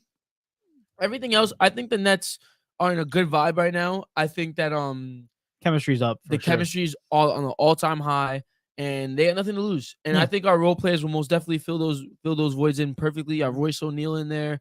Yuta has been playing awesome. You know what I mean? Seth Curry's been playing amazing too. Our defense is good. Our defense is really good as a unit. So that's as a team, I think we have more chemistry. Mm-hmm. But as players, obviously 76ers are way better. So I will say that's what the Nets need to do, and mostly just double Embiid. Yeah. Make it as difficult as possible. Shut that man down. It would triple whatever you gotta do. Whatever you gotta do. Make sure someone else take that shot. Don't let him do it. I'm gonna go off on that real quick. What the Nets need to do for success: slow down Joel Embiid. 25 points a game is a success, and that's like literally what. Not even like 75% of the NBA is not even averaging that, and that's scary. 25 points for Joel Embiid is a good game. Also, stay out of foul trouble if you're a big. Nick Claxton in general, stay out of foul trouble. And one more thing, talking about playmaking, Spencer Dinwiddie has to be that playmaker for this team consistently. I'm talking about 10 assists a game. Like, he needs to be that guy because, Mikal Bridges is a scorer. Feed it to Mikal Bridges, Cam Johnson as well, scorer. And Spencer Dinwiddie has to take charge and be that point guard, that playmaking point guard, and dish it out to guys like Mikal Bridges, Cam Johnson, Royce O'Neal at the 3-point line, Watanabe at the 3-point line, Joe Harris, guys like this. Because once we get those perimeter shooting going, GG's. We're raining threes. Finished. Raining threes. But that's the key to success. It's raining threes. We'll see what happens if they do Hallelujah. that. This motivation says Nets won the trade. That's 100%. Because Dallas didn't know what they had until it was gone. That was something else, but we threw them something else. Dang. And Kyrie better walk in free agency. Yeah, that's what they say. But moving on to the next matchup. Let's speed this up real quick. Cavs versus Knicks. What do the Cavs need to do to Oh, win? this one is rough. Yeah, this is a tough one. It's very Close evenly matchup. matched. What the Cavs need to do? Yeah. Let Donovan Mitchell cook. 1. 2, Evan Mobley has to have a good series against Julius Randle. If he doesn't, there's an issue. Everything else, also, they have to win the rebound game. Have to shut down Mitchell Robinson and the boards. Can't let Jarrett Allen's guy at least even it out. He can't get out rebound that much. Yeah. If he's getting out rebound like 2-3 rebounds, okay. But if it's like 6, 7, 8, if it's like a big gap, that's not gonna be good. Mm-hmm. As far as anything else goes, they're very evenly matched. Yeah. So obviously everyone just play their role. Again, I think the biggest thing that we look at though, because I think Donovan Mitchell's gonna perform, but it's the Evan Mobley Julius Randle matchup. If Evan Mobley can really turn up, is this his first playoff series? Oh, Evan Mobley. Yeah, because they were in the play-in last year. It is Evan Mobley and Darius Garland's first ever play-in series. Pretty much everyone's. And yeah, base. Except for Donovan Mitchell and LeVert? Yeah, LeVert and Robin Lopez. Wow, that's crazy to think. Very young team, but Evan Mobley has to prove himself within this playoff series. So wow, they actually might lose. Piggyback off of you, what do the Cavs need to do? I like what you said about Evan Mobley has to clamp Julius Randle. Julius Randle doesn't have a good pass being in the playoffs. We know that. But then again, he can pull a Giannis and just basically have the rust and just wear it off. He's been but there. If he stops Julius Randle's the guy, leader of that team, superstar, drops 25, 26 points a night, averaging. So if you stop him early, you're set. But the thing is, you also got to stop Jalen Brunson. And that's a big part for this team. So if you're the Cavs, number one thing, stop Julius Randle, but also you got to slow down Jalen Brunson. Those are the two main guys. Because after that, there's really no one else that can really become that next load. To me, I would rather Jalen Brunson drop 40-something because I know for a fact the way Julius Randle plays, he tries to shoot his way out of a funk. And if you could keep him in that funk, he's going to keep shooting bad shots. So like that's why we know that about Julius Randle. So if he keeps shooting, he's going to keep shooting low percentage shots. Like he's going to keep trying to force his shot, anything like that. So as long as you just get him off, like you said early, you're good. And now to my key points for the Knicks. Yeah. The Knicks, what they have to do is obviously Julius Randle has to go off. Jalen Brunson, one of the two has to be phenomenal. But the key thing I think what everyone's missing, bench-wise, we have a deeper bench. 100%. Bench has to improve. The bench has to be of the year. Yeah, bench has to be that type of role where you're scared to put the other team's scared that your bench is starting. Like Emmanuel Quickly, Josh Hart, they're scared that group's coming out. And I think the Knicks have that factor that a lot of teams in this in the East and the West don't really have. But another key thing for the Knicks, win the hustle battle. And also for the Cavs, win the hustle battle. Because you know that the Knicks, Josh Hart, that second group, even the first group, they play with heart. And they will go after any ball. They live do or die, blah, blah, all that stuff. The Cavs have to win that because they lose that. It's like 50-50 balls in soccer. If you lose that, you're the less aggressive team. And overall, less aggressive teams tend to lose matchups. At the end of the day, the Knicks bench is just better than the Cavs. Yeah. Like, by far. Mhm. So that's a very good point. That if they exploit that, even the Cavs shortening their rotation, they're still screwed. Mhm. You know what I mean? But you don't want to shorten rotation so early in the playoffs because you get after this matchup, you're mostly going to see the Bucks. Mhm. Yeah. That's me. Sorry, that's my Like you cracking toes or something? You want me to? No. Into the West. Go over this real quick because we are over time. Grizzlies, Lakers. What's one thing that the Grizzlies have to do? Shut down AD. Jaren Jackson versus Anthony Davis is going to be the key matchup. Real simple. Let Braun do Braun things. Mhm. You can't shut down Braun. Yeah. Now I'll just do a Lakers standpoint. Lakers, basically the opposite. Let AD cook early. Let AD cook early. That's what I've been saying. That's all I gotta say. Kings, Warriors. Which one do you want to take? Kings or Warriors? I'll take the other one. Warriors. Okay. What do the Warriors need to win? The rebound matchup. You gotta realistically, Sabonis is an issue. Okay. Sabonis is a issue. You gotta beat him out of the rebounds. As you know, the Warriors, and also honestly, just take one game on the road. You're good. Because y'all away record is butt cheeks. Y'all gotta take one game on the road, and you might be good. Fair enough. Fair enough. Now for the Warriors, what do you need to do? Big spider. Where? Right there. Oh, it's a big spider. All right, let me get out of the way. I got him. Give me 5 seconds. I can't crush it. That's a big spider again.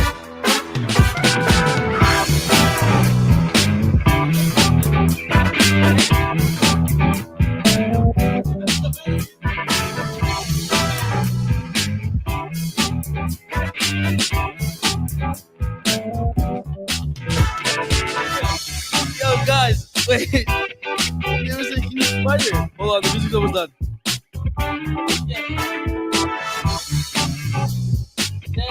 That was huge. Where did it come from? That's how you know it's getting hot. Nah, that's how you know it's getting hot. Because that was a big spider. Where did it even come from, bro? Oh no, my thing came off. Oh, I haven't. God. Of course. Oh my god. So, Everything's falling Where apart. did he come from? He crawled from over there. Oh my gosh, Eric. Bro, that thing was huge. All of a sudden I hear a spider. I feel like I'm the father that has to go Nah, go into the room and kill the I spider. didn't have a shoe. Dang. I didn't even have anything to slipper on. What was I supposed to do with my sock? Like, what was I supposed to kill with my fingers? Your hand. Bah! I would, if you had told me so, I would. He saw me and he was like, crap. But the Warriors. What do the Warriors need to do? The Warriors, You're they get in the Kings. no, you did the Kings. I did the Warriors. I said they gotta win the rebound battle and win one game away. Oh. Oh, dang. Oh. The Kings. What do the Kings need to do? One of their biggest factors on that team is Domantas Sabonis. He's the biggest puzzle piece that they had to fix. I say if Domantas Sabonis has to go off and put up triple-double numbers, De'Aaron Fox does this thing. Not only that, Malik Monk off the bench, big part of this, big part of this roster. Last one, Suns Clippers. Oh my god! I'll let you take Suns. I'll take Clippers. I mean, Let's take Suns. just play basketball. It's one of those ones again. Y'all are just better football. Oh my god! Basketball team. Let Russell Westbrook shoot threes. Suns matchup. Honestly, shut down PG. That's a big thing. Oh, he's gonna be out for the first 2 days. So oh my god! yeah, so I guess shut him down. Just play basketball. There's nothing really for the Clippers. The only way they're gonna win is if Russell Westbrook is leading this team, not Kawhi Leonard. I say this very proudly. Russell. The only reason the Clippers will win is if Russell Westbrook leads the team in not necessarily in points, but just leads them in general. Is the number one guy for that team. Russell not Kawhi Leonard. Westbrook. Yeah, but that's my thoughts on it. But there you go, guys. Now let's move on into big deal, not a big deal. Into big deal, not a big deal. Big deal, not a big deal. Starting off with the first one. The New York Islanders have clinched a wild card spot in the Regular season, we're going into the playoffs, baby. Let's get it. Playoff time. Let's go, playoffs. We love playoff time. Islanders, baby. Yes, sir. Islanders clinch a wild card spot. We don't know who they're going to verse yet because Who cares? We're gonna beat them. I think they're waiting on another game still. But We're gonna beat them. we clinched it. But fun little fact: not only did we clinch, we defeated one of our rivals too. We ended the Penguins' 16-year playoff drought, which was the last time, which was the longest playoff streak consecutive in the NFL, NBA, MLB, and hockey. That's the longest single team to have a consecutive playoff streak, and we broke it. But what do you call it? The last time they were in the playoffs, think about this, was 2005-2006 season. Was the last time they missed the playoffs. The Pelicans, and that was Sidney Crosby's first year. Wow, Isn't that crazy? That's crazy. That's insane, bro. But big deal, not big deal. Big deal. Big deal for sure. Yeah. Next one. The Commanders. Dan Snyder has sold the Washington Commanders for, guess how much? 14 billion. No, that's way too much. 14 million. No, that's way too little. 200 million. No, $6 billion. Becomes the most valued franchise right now in all of the NFL. I was like close, but not close. I said 14 billion. You made it sound like I was so off. It was only like $8 billion off. Yeah, bro, you know how much it takes to get to a billion? Like, in numbers wise, yeah, like, 14 minus 6 is nothing. That's But what $8 billion? That's what I'm saying. Yo, they said 14 million. I'm like, yeah, 14 million to 6 billion is insane. 14 billion to 6 billion is a lot more than 6 billion to 14 billion. What? 14 million to 6 billion is a lot more from 6 billion to 14 billion. Is it? It has to be. I don't know. It's like 100. 100 to get to 1 billion for 14 million has to be like what? My head is hurting. Exactly. That's what I'm saying. Dang, I don't even know. To even get to 1 billion, you have to like go through all this stuff. Meanwhile, you actually, I don't even know. Like literally, you got to go to 1 million. Like to get to, you got to get to, I think 100 millions. No, you got to get through 999. Screw this, man. Screw you, man. Oh my gosh. But basically, the Washington Commanders sold. I think I'm wrong on that. I think you're wrong on that too. The Washington Commanders sold. They got sold for $6 billion, which is in fact the highest value franchise in the NFL currently. But they sold it to an ownership group, including Magic Johnson. So Magic Johnson is a part of this ownership group. So there you go. Big deal, not big deal. I'm gonna be honest, not a big deal. Yeah, I don't really care less. They're not my team. Yeah, I don't care. Who cares? And, Magic Johnson has them. And then last one. This is very breaking news. The NFL is in fact coming up with new helmets. They came up with new helmets for quarterbacks. That in fact watermelon. Oh dang. It worked. Oh, did it? I literally stopped. You didn't hear that? I don't know. I didn't know. You didn't come out. I didn't know what I did. You said watermelon. My brain just said no. Yeah. I don't know what happened. Thanks. Cool. But last one, big deal, not big deal. There's a new helmet in the quarter. There's a new quarterback helmet in the NFL that has been approved by the NFLPA that is going to be given to quarterbacks only, basically to prevent concussions. But we know how good that is. I guarantee you two doesn't win one. I guarantee. Big deal, not big deal. And guys, big deal. Why should I do anything? And guys, now this is gonna hit harder. Yeah, guys, this is the prototype of the helmet. I don't know if you've seen it, but that's the helmet. No, it's not. Say you swear. No, it's not. Yeah, I was out my freaking That's not it. That's the helmet. That's no, it's not. It's not. Yeah, this is from guys. If I don't know if you guys saw this, but I remember seeing this episode. Classic Tosh.0, hilarious. But basically, this guy went on his show and he had an invention called the bubble hat, and it basically protect everyone from concussions and stuff like that. It's so. He was trying to sell it, and it just never worked out. But hopefully, it's not anything like that. But if it is, yo, if that was it, I would have cried laughing. Start crying. What, we astronauts now going to space? Oh my gosh! I mean, two of us seeing stars, so maybe get something out of that. But a big deal, not a big deal for that. I want to see this new prototype. Why don't you just be? It's not. They're just gonna hit harder now. I bet you there's still gonna be concussions out of this, but hopefully it's less. Or, I But don't even it's know. football. Oh, they just take off their helmets. I don't care anymore. What? Who knows? Wait a minute. Head-on collision. No, everyone just doesn't do a helmet. Rugby is okay. But you can't tackle a certain way. That's what they should do in the NFL.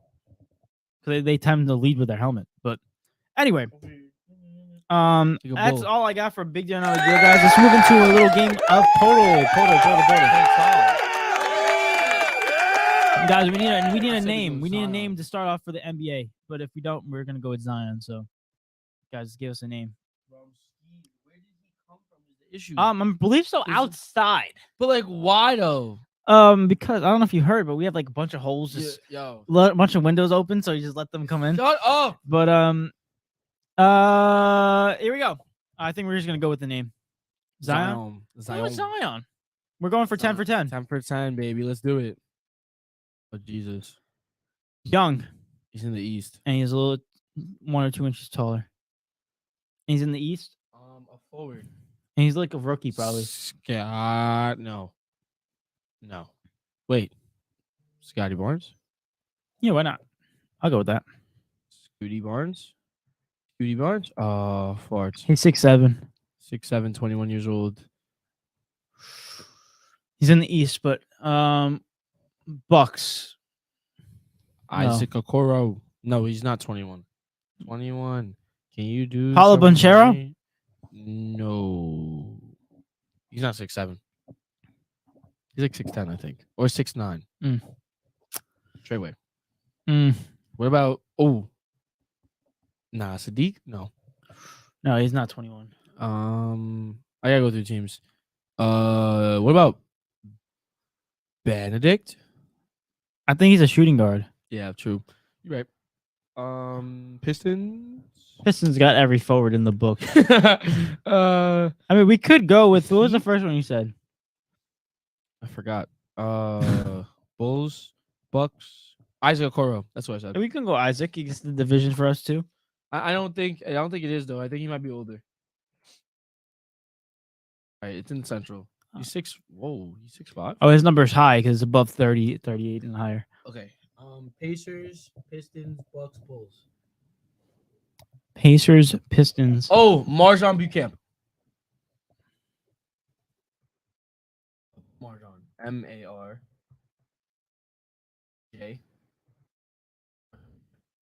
Arts. Arts. He's a high number. Okay. Bulls, Pistons. Patrick Williams. Is he 6'7" though? I don't know if his number is that high either. Piston. Watch it be in the Pistons because we don't know anyone in the Pistons. That makes sense, right? God damn. Is it on the Pistons? All right, what's the other team? Bulls, Pistons, and who's the other one? The Pacers. Pacers. Okay. It's on the Pistons. Who's on the Pistons at 21? Is it like Jalen Duren? I feel like he's too tall though. It could be.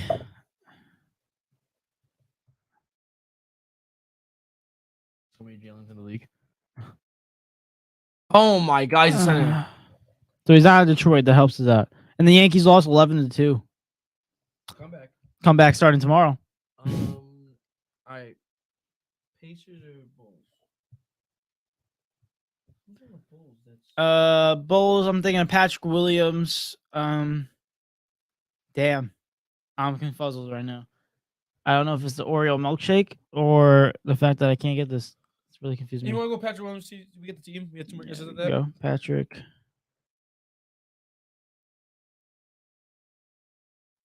Wait, what? He's a forward?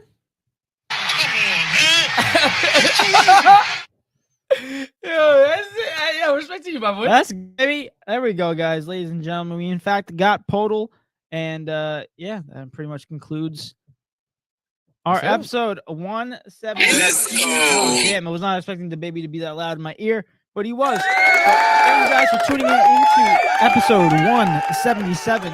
Like we say every episode, and we will continue to say, we appreciate you guys every single day for listening to us or even following us. You're helping us live out our dreams, and we can't thank you anymore. But anyway, if you're new here, please click that follow button. Also subscribe to the channel. If you haven't already, Please follow us on social media, Instagram and TikTok, official_DE_takeover. We post content on there as well as giveaways and stuff like that. Follow us on Apple Podcasts and Spotify. Subscribe to us on those at D&E TAKEOVER right there, basically our name. And follow Eric's Instagram if you want to get to know Eric more at Eric_Hines16. And follow my Instagram is at David_Rod_02. And follow the sponsor of this episode at Elegantly Crafty. All one word, Elegantly Crafty. Type that into Instagram. Yeah. At Instagram and type them into Instagram and give them a follow. And also, if you're new here or if you haven't done it yet, make sure you like, comment, subscribe, and share the show to everyone that you know. Like we said, you guys are a big part of this, and we couldn't do this without you guys. But without further ado, we in fact conclude episode 167. Tune in into next week where we talk about NBA awards and more stuff. So stay tuned, guys. Be ready. Yeah. Be there, be square. But without further ado, it's been your boy David. And it's been your boy Eric. And we are out, guys. Thank you for episode 177. Peace. Peace.